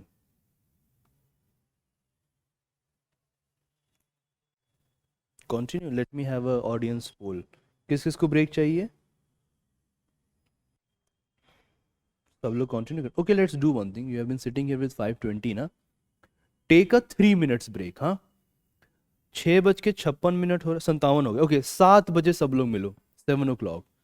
7:45 तक हम लोग खत्म कर देंगे इसको. 7 o'clock मिलो सब लोग. 3 minutes break only.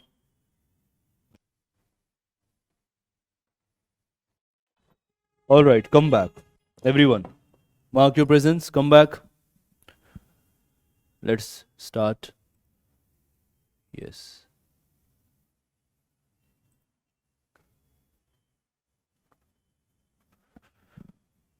Okay, so very good question. Again question. कहाँ से इतना सोचते हो भाई?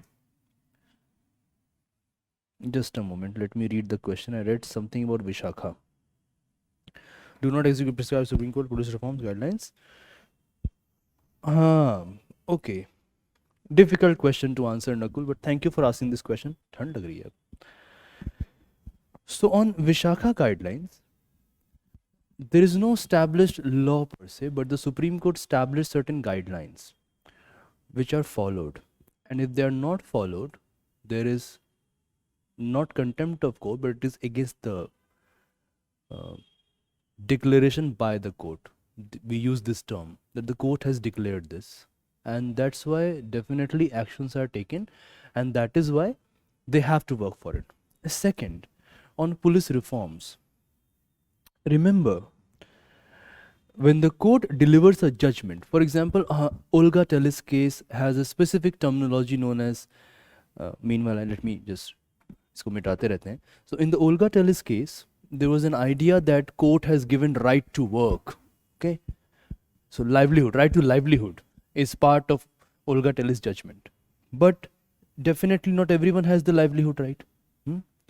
Because the court had mentioned in the judgment that only those people who had the permit, a valid legal permit of livelihood in that space, needed another mode of livelihood. It was not for everyone. So what happens when the court is delivering these kind of judgments? The court is setting certain precedents, and then the executive has to formulate certain policies. And whenever police reforms are not done, or when police conducts itself in an arbitrary manner, then definitely Article 32 comes in. Definitely Article 21 comes in, and legal action is taken. As far as contempt of court is concerned, definitely it falls under contempt of court, but contempt of court is not, in the sense that it is not a right from your side. Okay, it is a petition made by someone, a petition through Attorney General, or in criminal cases through ratification of the Attorney General, or the court has felt itself. All those 4 conditions are there. And then the court decides that whether or not it was a contempt of court. And the contempt of court argument is more about, it's less about definitely following the orders, but there the executive has to frame policies. But the contempt of court argument moves beyond it. The contempt of court gets into its ambit that whether there was disloyalty shown to the judgment, whether there was personal defamatory attack on the court. So contempt of court is a different ball game. Don't bring in here. When the executive is not functioning as per the guidelines, definitely Article 32 and all other clauses coming, and the court acts on it. Sometimes suo motu, sometimes on the basis of petition. But the Indian court, in a sense, so many argue that court is not functioning properly. That's your ideological position you can take. But if I bring in the idea of social justice bench, so from 2014 onwards, every Friday, a social justice bench is set up. And they deal with all these social justice issues. We will discuss it more when we discuss social justice topic in the UPSC syllabus. The social justice bench every Friday almost, sometimes consecutive Fridays, they are working for social reforms. They deal with issues of whether there was proper ration delivery, whether there was proper electricity delivery, whether there was some kind of untouchability practiced, any other kind of act against social justice. So court functions, and court is heavily loaded with many functions. Court's task is to settle the law clear, and then the other institutions of the government have to perform their responsibility. If they are not doing it, legal action follows through executive reach, through legislative reach, and also through judicial grounds. All right?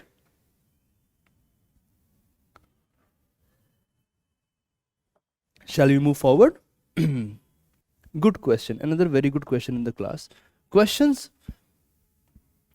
If you ask questions, so I request all of you, never think a question is stupid.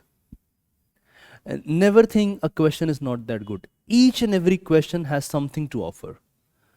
That's my position. Now, the UPSC asked, ever since the basic structure doctrine, the court has been able to sustain a thriving democracy in India through the means of judicial activism. We have gone through, let's say, a very substantive part of it. Let's discuss in a nutshell what basic structure doctrine is all about. And then we move forward, and I make you write certain points about how court has sustained a thriving democracy, how court has made India into a thriving democracy for the next part of the lecture. And then if we get some time, then I would like to have some more inputs on the jurisdiction part, some comparison. If I'm not able to dictate, I will be delivering a monologue. I want all of you to just go down through that monologue. Let's have a brief glimpse, a trailer of basic structure doctrine.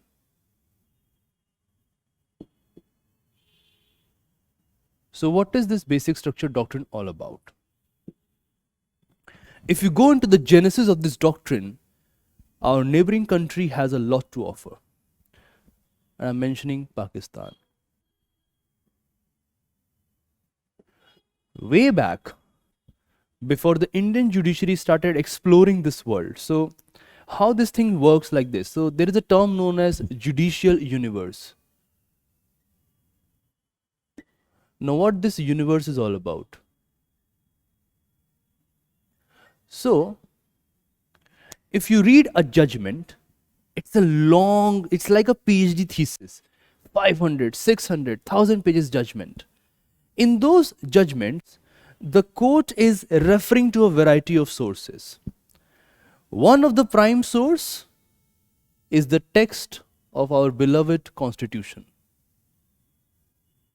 which we all must admire and protect and praise. Then there is something more in it. Sometimes the Constitution is silent, so the court has to rely on constitutional conventions. Then there is something more to it, which is the court, and by here I mean of course the Supreme Court of India, not just conventions, the court is operating in a liberal democratic setup.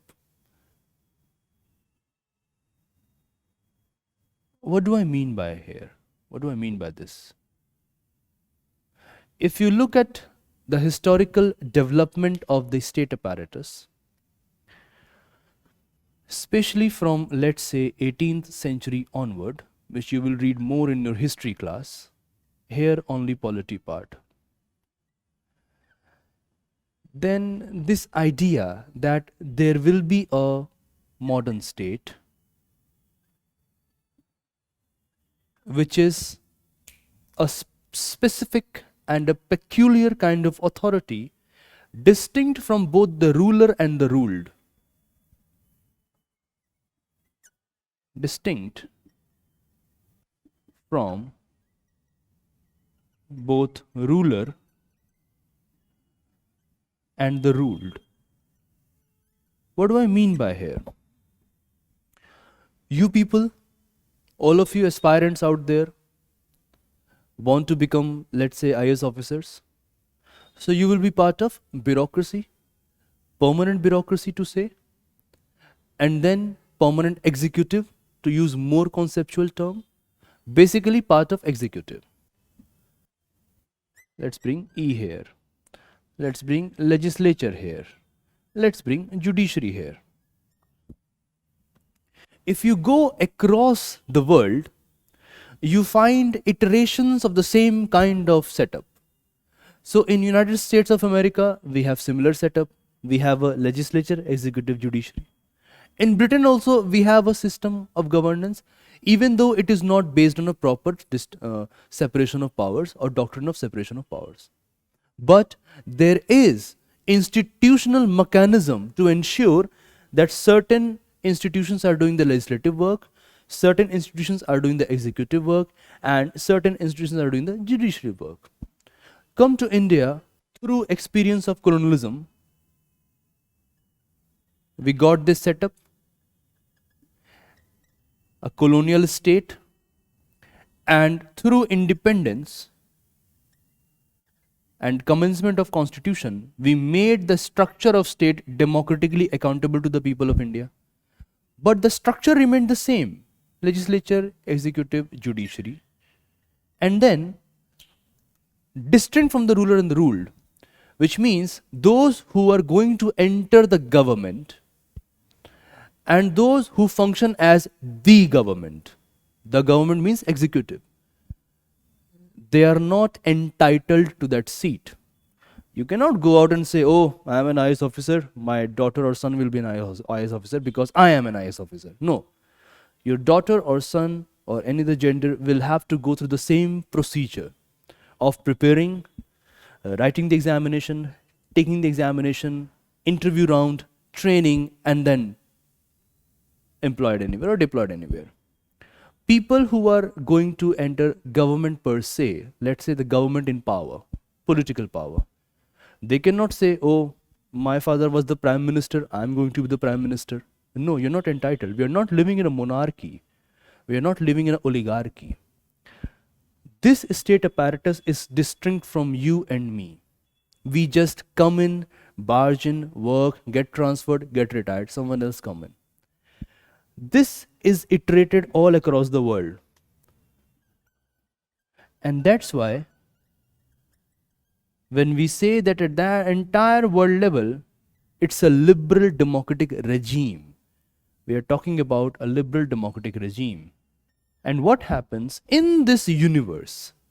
Judiciary expands, judiciary gets this expansion of ensuring how justice will be done. And then it relies on many kind of judgments and precedents set. So there are judgments and precedents. So for example, when I will be teaching all of you the federal system in India, and when we will, after 6 classes, we will reach this state and center relation and idea of state and how state government is functioned. Then we will discuss about the NCT of Delhi case where the Delhi government was in direct tussle with the lieutenant governor, which was asked by the UPSC, and the judgment which the Supreme Court delivered, in that judgment they are referring to Federalist Papers, a prime text on idea of federalism written by an American, not an Indian. So this judicial universe, and through this judicial universe, they referred to, and there was already a strain across this universe to constantly interpret that the Constitution has certain organic elements which cannot be amended, which cannot be altered. The Parliament has supreme right to amend the Constitution, but it cannot simply change the Constitution. It cannot give birth to a new Constitution, altogether different from the core text. That core text has essential elements known as the basic structure. With time, the court has added many elements to the basic structure. So what happened in the Indian history? we have a Constituent Assembly, and I have already discussed it in detail in the previous classes. So today there is a brief explanation. We had a Constituent Assembly. This Constituent Assembly did a tremendous task of creating the Constitution of India. And I'm writing Indian Constitution because there is element of nationality in it. It is Indian, it is ours. This Indian Constitution, which has been created, let's say created here, developed a state apparatus. And in this state apparatus that had governmental or institutional mechanism of the colonial time, so legislature, executive, judiciary, but it made it democratically accountable to the people of India. Remember, preamble, we the people of India. And what this constituent did was, it gave legislature the constituent power. What is the constituent power? As the name suggests, you are constituting something. कुछ constitute कर रहे हैं आप. Constituting. And this power, if you write in your answer the constituent power, any person who's going to check the answer will be impressed that the person knows what he's talking about or what she's talking about. This is referred to as the power to amend the constitution. क्या आप उसमें संशोधन कर सकते हैं? It made the parliament sovereign. That only parliament can amend the constitution, the executive cannot do it, the judiciary cannot do it. What happened in the course of time? There was a direct tussle between judiciary and the parliament. Why? Because the same Constituent Assembly which created this constitution made judiciary as the custodian of the constitution.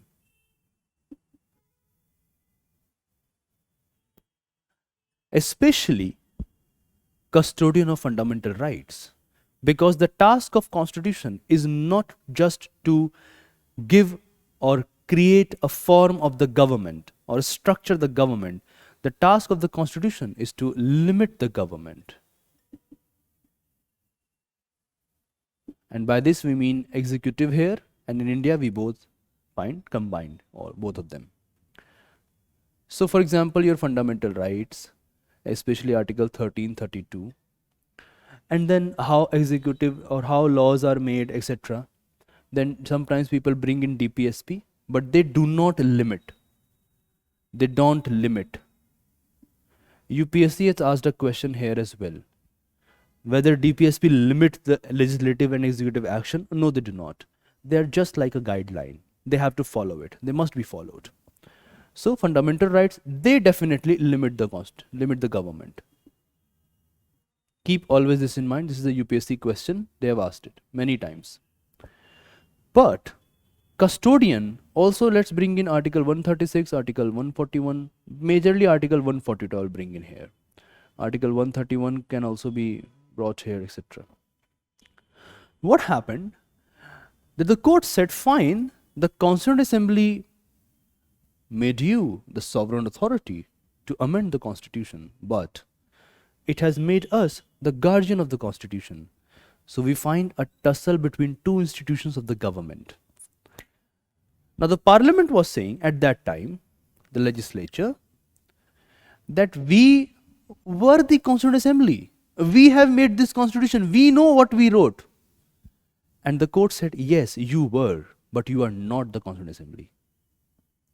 After the constitution was commenced, the Constituent Assembly stopped into existence. You are not the Constituent Assembly. There was only one Constituent Assembly. And then they said, with Article 142, they have also given us the constituent power to protect the constitution. And through this backdrop, you must understand the entire basic structure debate. Whether the parliament's power to amend the constitution is unlimited or is it limited? What this debate is all about? Whether the power of parliament to amend the constitution is unlimited, that they can amend any part of constitution, that they can bring in any kind of amendment, that there is no limit to the power of the parliament. And if that is the case, then what's the point of having a constitution? How come, to use a polity term, aspirants, see very carefully, how come organic law, which is the constitution, is different from ordinary law made by parliament? If that is the case, that both organic law, the constitution, and the ordinary law made by the parliament are same, then why the constitution contains law made by parliament or parliament by law? Why this difference? This is the core of basic structure debate. And then with numerous judgments that we have gone through when we discuss the preamble class, and when the cycle reaches, I will repeat it again, that initially the court took a position, a very textual reading of the constitution, that yes, parliament's power to amend the constitution is unlimited. It can amend fundamental rights as well. The most important is Shankari Prasad case. Later, Shankari Prasad case. Later in the Golaknath judgment, they changed it. They said that fundamental rights are not amendable. Parliament cannot amend it. 1967.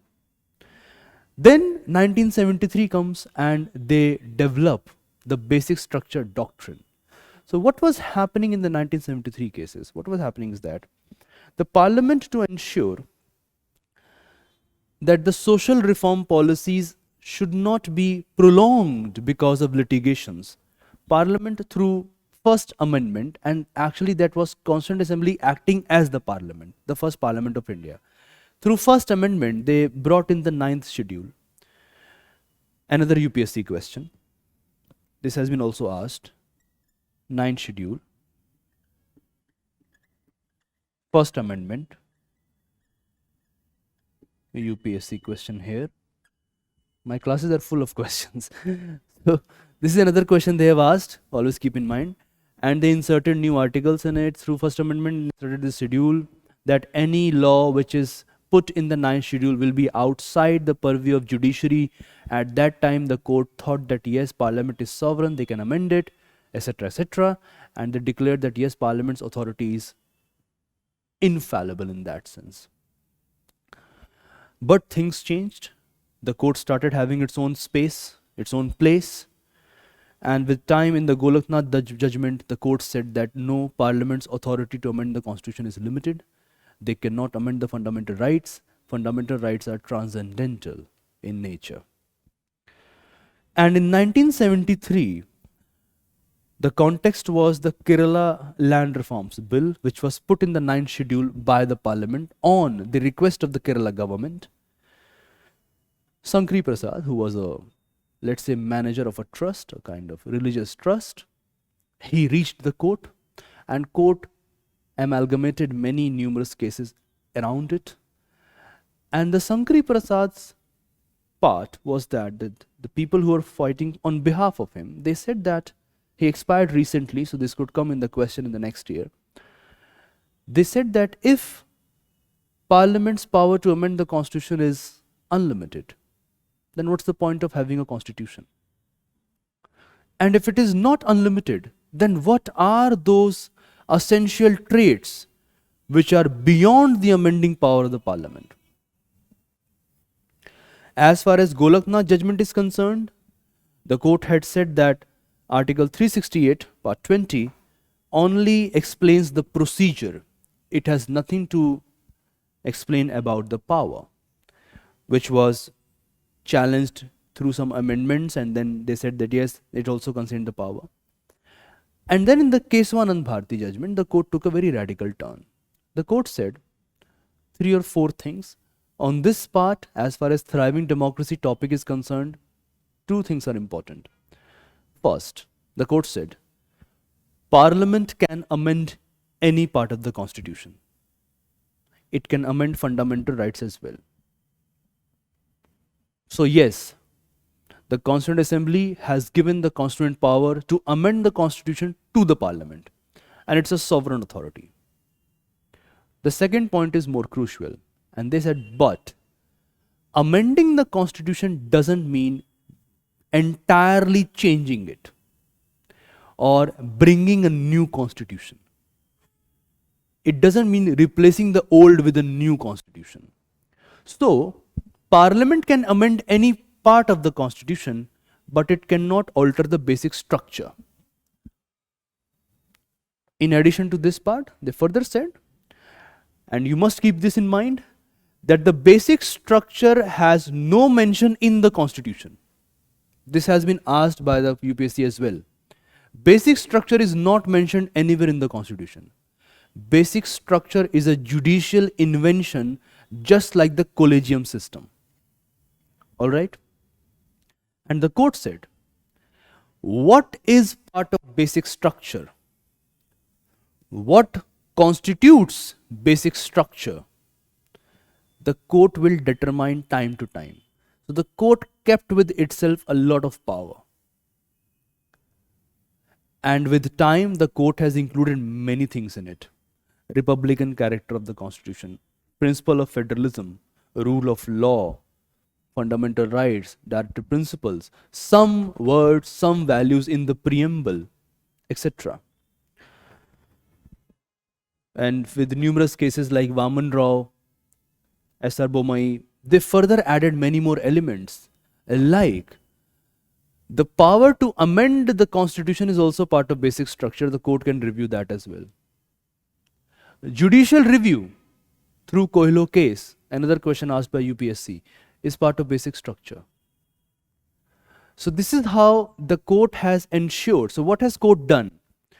If you think in terms of thriving democracy and you have to bring one statement to it, because you will having just 250 words to write, what you need to understand is that through the invention of the judicial idea of basic structure, the court has put a severe limitation on the power of the legislature.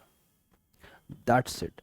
That's how it has ensured that the legislature is acting within the ambit of the Constitution. Okay? So, would you please write it? Can we write this for 5 minutes?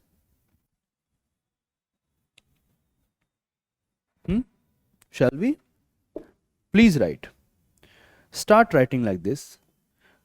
Give a small heading, basic structure, comma, thriving democracy, basic structure, comma, thriving democracy, and judicial review. And judicial review. And start writing like this. The Supreme Court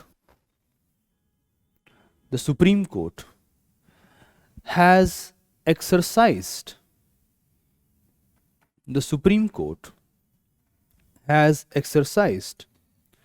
the power of judicial review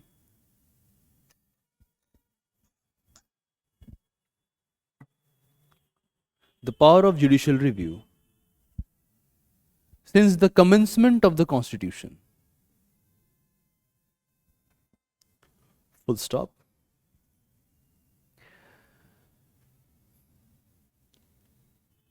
This power was exercised in cases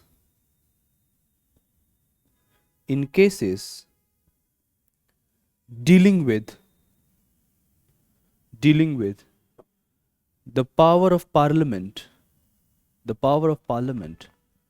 to amend the Constitution, full stop. Right? The Constituent Assembly of India,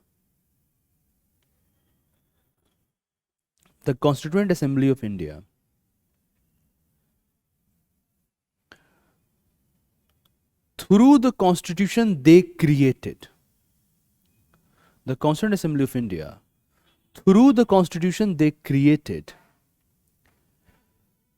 gave Parliament the power, the constituent power, gave Parliament the constituent power to constitute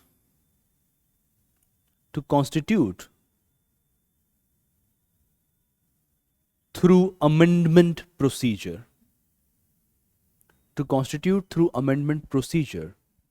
but made judiciary simultaneously the custodian and the guardian of the Constitution.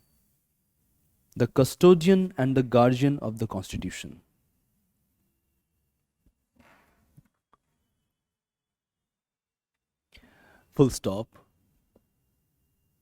Briefly, briefly, in the Shankari Prasad case,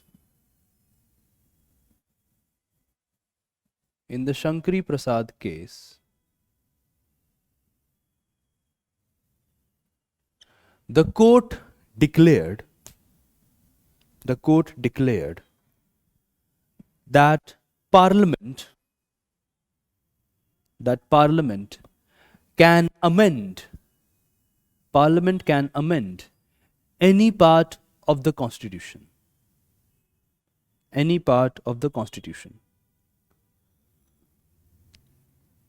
Full stop. This judgment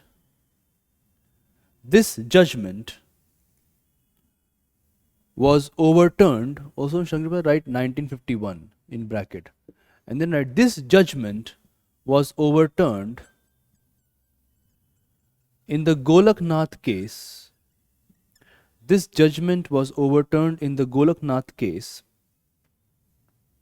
Bracket में 1967, in which the court declared that Article 368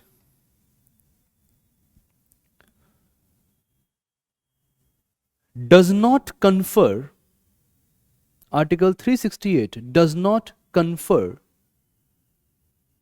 amending power to the Parliament,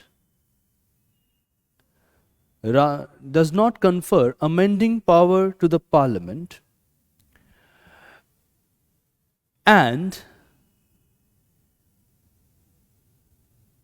is limited to the procedures only.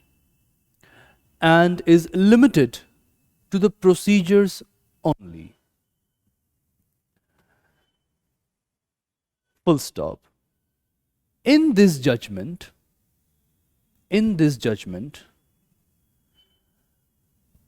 the court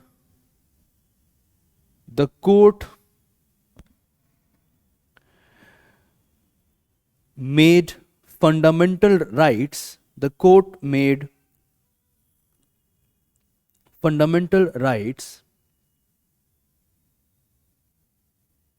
dash fundamental freedoms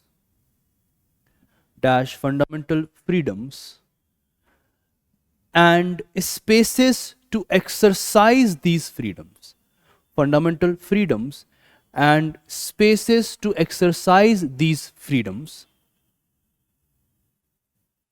Transcendental transcendental,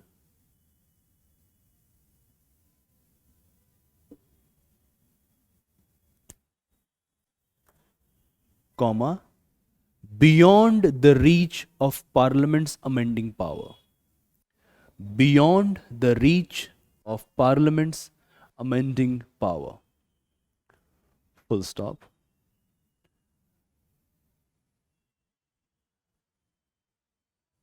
In the Keswanand Bharti judgment, in the Keswanand Bharti judgment,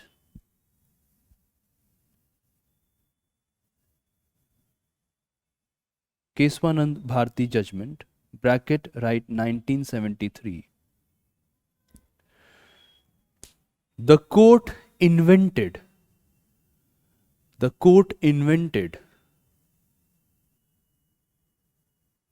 the judicial idea, within bracket, not mentioned anywhere in the Constitution. Within bracket, not mentioned anywhere in the Constitution. The judicial idea of basic structure,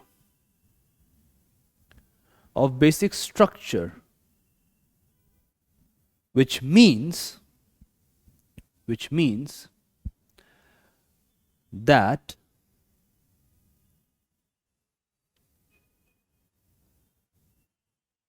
the amending power of the Parliament,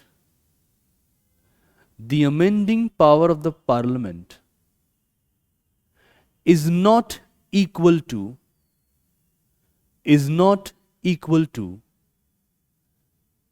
substantially and entirely changing the Constitution,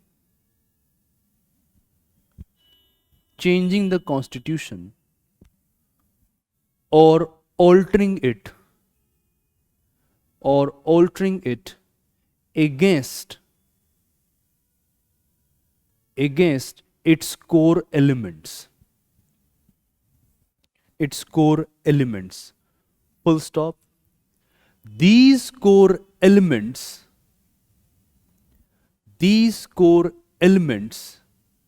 together constitute the basic structure.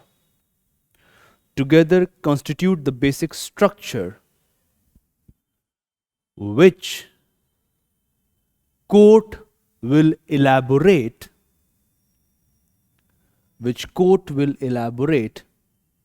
time to time.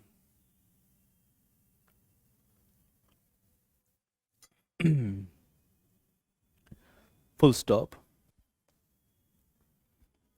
In Minerva Mills case,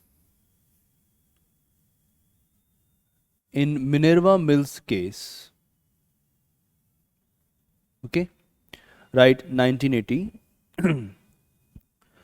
the court added judicial review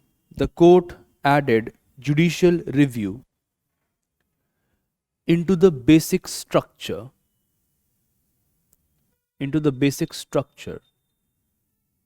which was further reinstated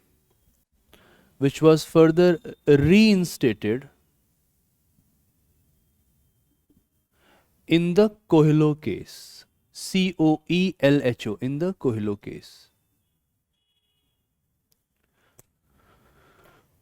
Full stop. Through this doctrine,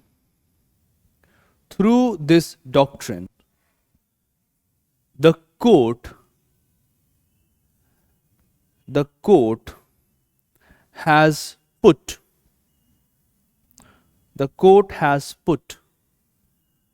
limitations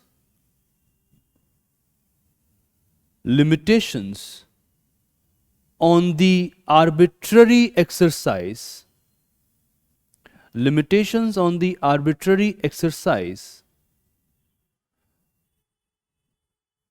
of legislative power by the Parliament, of legislative power by the Parliament. Full stop. This doctrine creates and works. This doctrine creates and works on the fundamental division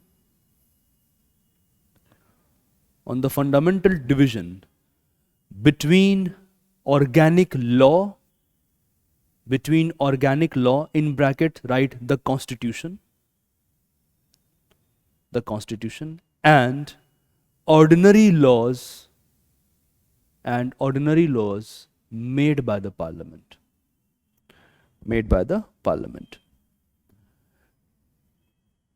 So it is 7:42 on the clock.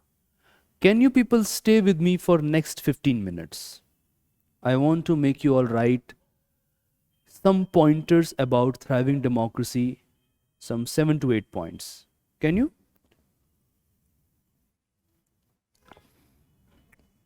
Okay. Till 8 o'clock it will be finished. This has been done? Clear? Any doubts so far? Alright. Let's move forward. And we enter the last part of lecture. Rest the points on some jurisdiction, how certificate appeal, some rules of court and etc. That will be covered in your aid and the material. So we can skip that. But this topic is important, so I want to finish it here.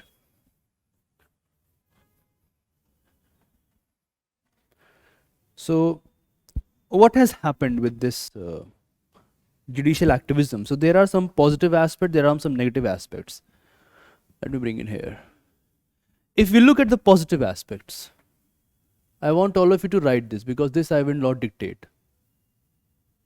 If you look at the positive aspects, what is it? Number one, that weak people or disadvantaged people have got opportunity to reach court.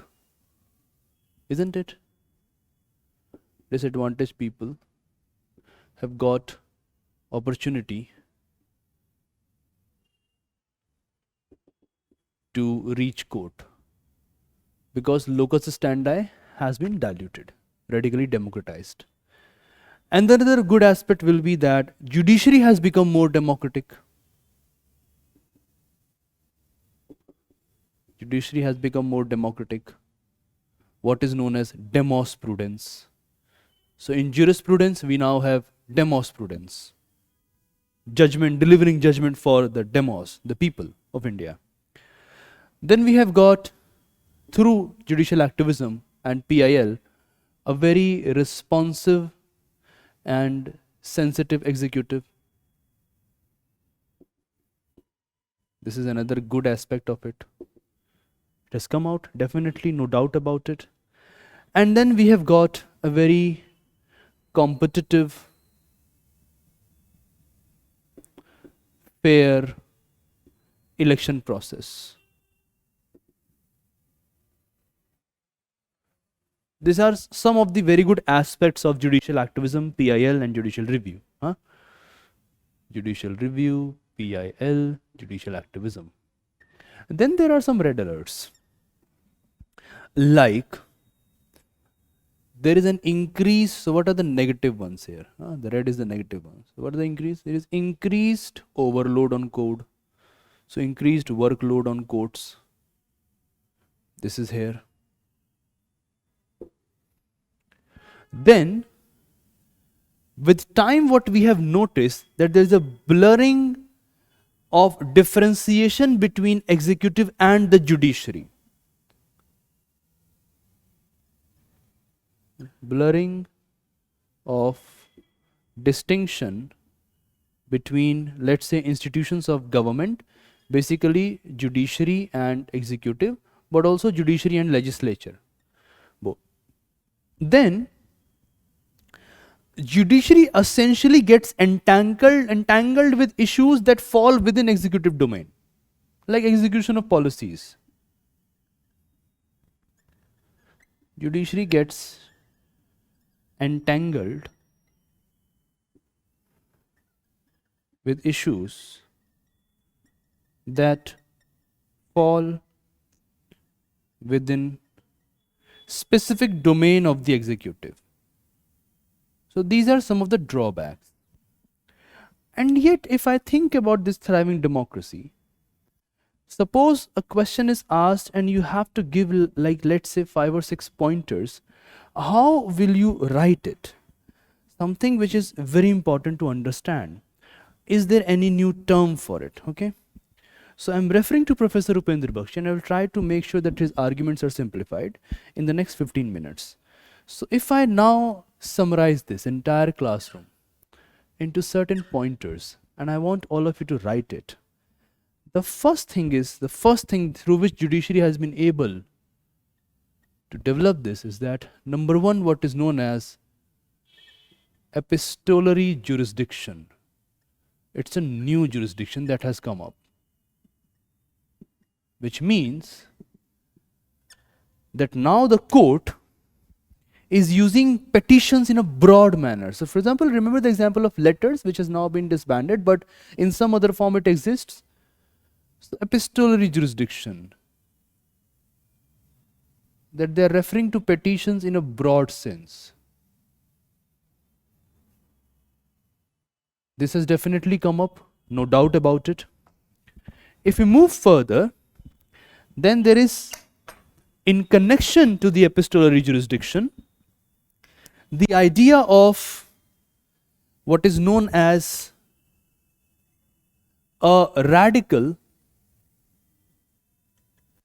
democratization.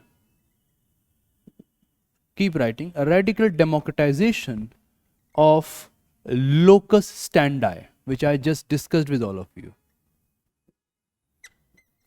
That not only the people who were aggrieved, who used to reach, every citizen can now approach court on behalf of any other citizen. Every citizen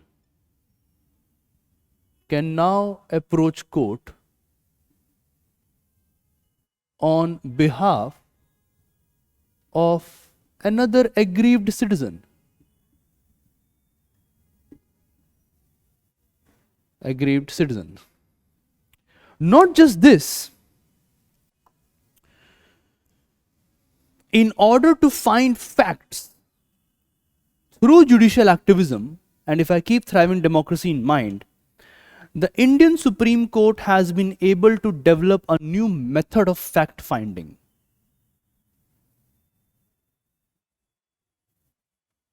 A new method of fact finding. Very important if I think about thriving democracy.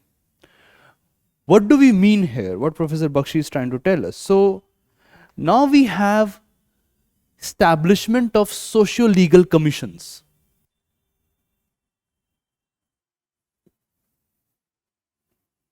Socio-legal commissions to aid the adjudicatory process. For example, think about how Vishaka guideline came into existence. Think about Justice J.S. Verma committee. The heinous rape which happened in Delhi, in this entire city, in this capital of India, the heinous rape of 16 December. Think about that, you will keep this in mind. Not just this, if we move further, we have got a new adjudicatory culture.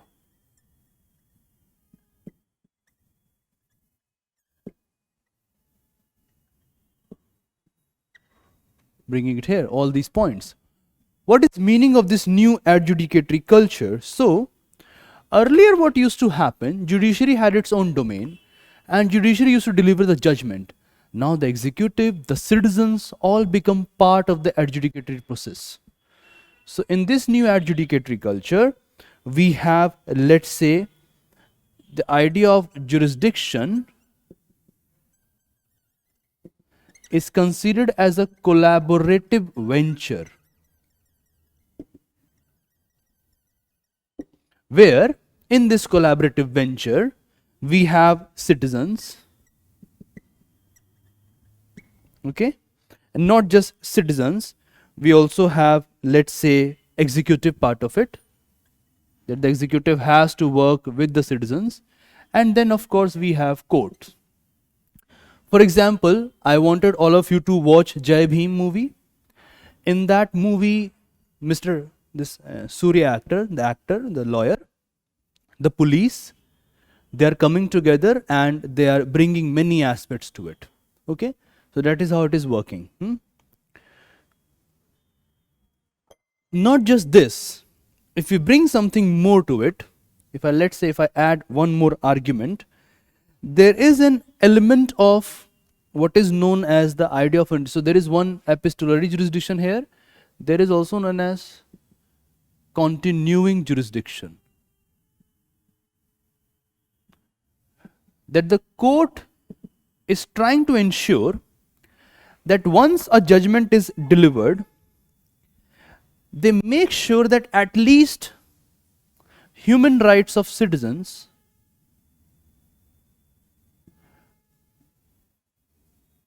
are, or they become a normal part of governance. Normal, or let's say a routine part of governance. The best example here is what we have discussed, social justice bench, which sits on Friday and delivers judgments on social issues or orders on social issues. Thriving democracy. If you bring one more point here, the court has been able to, let's say, give birth to, or it has expanded the horizon of rights. Expanded the horizon of rights. For example, there were some rights which were not considered as that significant by the constitution makers. For example, right to speedy trial, commutation of death sentence we just discussed. So it has talked about it. Right to speedy trial.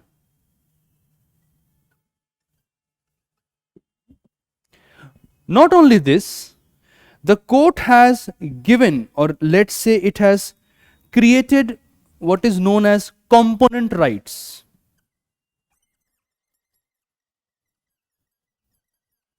Component rights. For example, if you think about the big judgments here, right to shelter, the way right to life meaning was expanded, right to livelihood, privacy, etc., all of it will come here. So let's say shelter, safe space, privacy, livelihood, all of this will come here. Not only this, with time, the court has gradually understood that we need certain new kinds of rights. Okay, so it has invented new rights.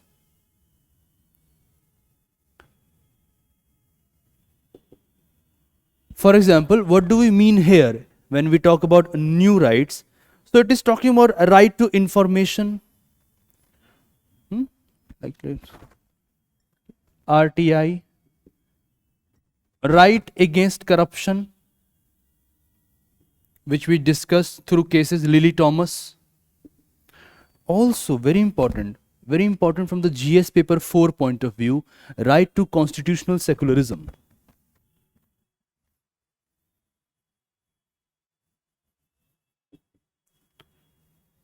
Or if we have to be a bit more, so right to sexual orientation.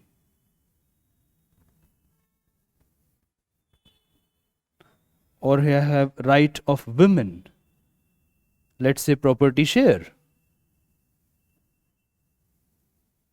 etc. Definitely the court still needs to work hard on certain other matters. For example, question of displacement. There the court has not been able to perform well. But if you have to think in terms of thriving democracy, yes, right to forgotten, right to be silent, many new rights which were not part of it. So it has expanded the idea of life, Life means dignified life. So if you now look at the board, and I hope all of you have written it, if you now look at the board and you think about thriving democracy, these are the 6 points you have to write in your examination. That's it, period. Nobody is going to help you and make you write this kind of answer. I can guarantee that, because I have done good research to find this out. I hope all of you have noted it down. Have you noted it down or not?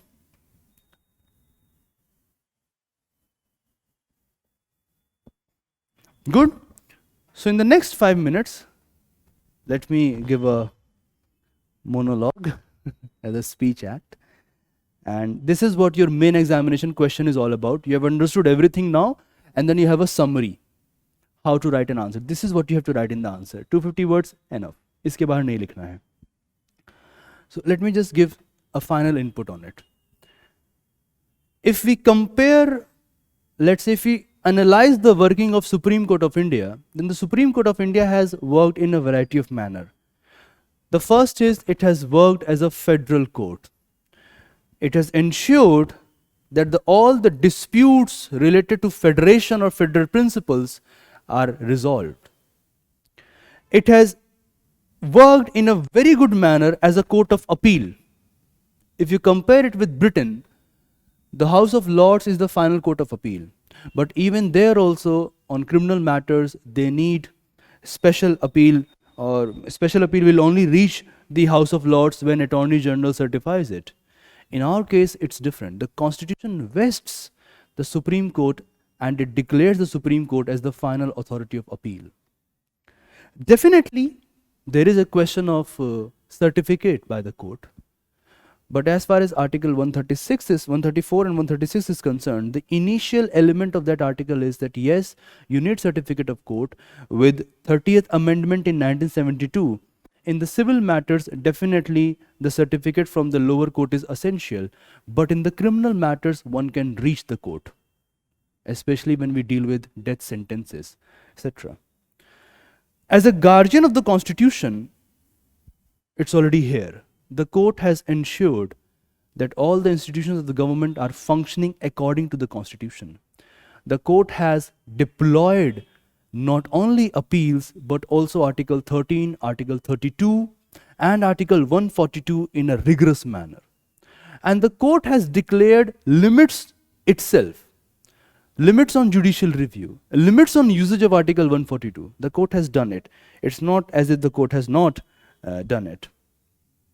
If we move further, and there is a UPSC question which comes from here, that how the powers of a legislature are limited by the court. So what happens in any liberal democratic setup, in a constitutional setup, the power of legislature is not curtailed. Legislature is considered as sovereign, supreme, because it is representing the will of the people.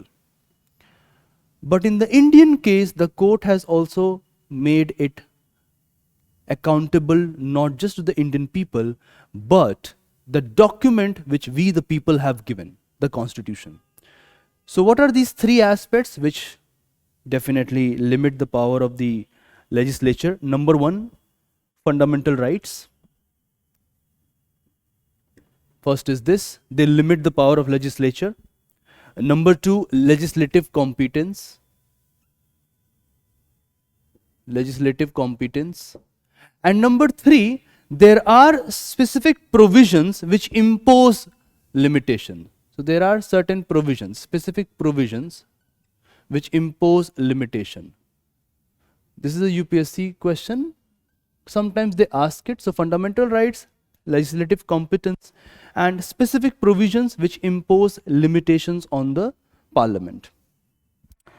If you think in terms of jurisdiction, then definitely original jurisdiction is the first jurisdiction, and it is also the exclusive jurisdiction. What is mean by exclusive? That you can only reach court there, that only court can determine, which deals with tussle, dispute between government on the one hand, state on the other, or government, state, some states and other states, and between two or more states. If you think about the second kind of jurisdiction, sometimes people, out of their lack of understanding of the constitution, they consider it as the same as the original jurisdiction, which is known as the writ jurisdiction, the writs. But dear aspirants, don't think about writs as original jurisdiction. Why I'm saying this? There are two reasons for it. The constitution is clear, and why this analogy is flawed. Two reasons. Number one, original jurisdiction means only those jurisdictions which deal with dispute which are federal in nature or federal in character. Writ jurisdiction is not about this. Number two, the parties in original jurisdiction are units of the federation. Government on the one hand, state on the other. The parties in the writ jurisdiction is an individual, an aggrieved individual, and institution of government or agency of government on the other. So that's why, in my opinion, you should not even write that it is like an original jurisdiction. It is not. It is not an original jurisdiction. The third jurisdiction is the appellate jurisdiction, where court has worked exceptionally well. There is no doubt about it. And then, of course, then there are special appeals which provide plenary jurisdiction to the court. Special appeal, granting special leave for appeal, and power to do complete justice. That's another part of it. Then there is advisory jurisdiction, Article 143. The president has the right to ask opinion of Supreme Court. But then this is also of two kind. One is when president is asking for a reference by opinion of the Supreme Court on a matter of law, substantial question of law, or which is in general public interest. And why it is advisory, that brings question. It is advisory because it is not considered as a litigation or adjudicatory principle, because it's an advice given to the president or to the government. It is not bound. President is not bound to give advice, to receive advice and act according to it. But there is an element here. Even though the government is not bound to follow the advice given by the Supreme Court can act as a source of law for the subordinate courts. This you have to keep in mind. Then there is second kind of advisory jurisdiction. Remember Article 131, I discussed that this article is not applicable on certain treaties, agreements, conventions, charters, sanad, which were in existence before the commencement of constitution, and they contained clause that this article is not applicable to it. Sometimes president can ask advice of Supreme Court on those kind of conventions and charters, and Supreme Court delivers advices. And then there are certain miscellaneous jurisdictions. There are many clauses in the constitution, income tax, all of that, which give many clauses. There are numerous lists. You cannot go into that detail. Definitely matters related to finance commission, some matters which have already been decided by the constitution to be dealt by some tribunal, interwater state tribunal, they don't fall under original jurisdiction. They are separate from it. Then there is idea of curative petition. Suppose all these doors of justice are closed. Then also, the court has the power to accept a curative petition. Definitely, it must be certified by some senior advocate. And the court there can turn its order. The court can invert it. And the most primary basis is that the principles of natural justice should not be violated. Now, often people ask, what is the principle of natural justice? It's very simple. Number one, nobody should be punished without a trial. Everyone deserves a trial. Number two, a person should not become judge in her own case. Suppose there is a trial going on and the person has alleged that this person has done misjustice to me or injustice to me, then that particular person cannot become a judge in its own case. And number three, that the authority should not act without or with any prejudice. That the authority should act without prejudice. That's the main argument. So, curative petition is actually there to ensure that principles of natural justice are followed, that there is no miscarriage of justice, to use a gendered term, but it's fine, we can use it here. And one final thing, if we compare the Supreme Court of India with the American court, then our court is more powerful. Why? We have more powers here. The Supreme Court of India is more powerful. If you think about the original jurisdiction of the Supreme Court of the United States, it is limited to questions which are of federal nature, and second, about constitutional interpretation. In India, federal nature, constitutional interpretation, but also the highest court of appeal, all three come in.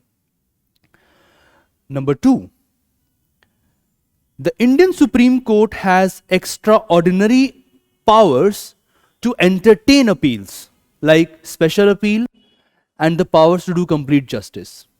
Definitely, it is only limited by judgments delivered or determination done by some court or tribunal formed under the military laws.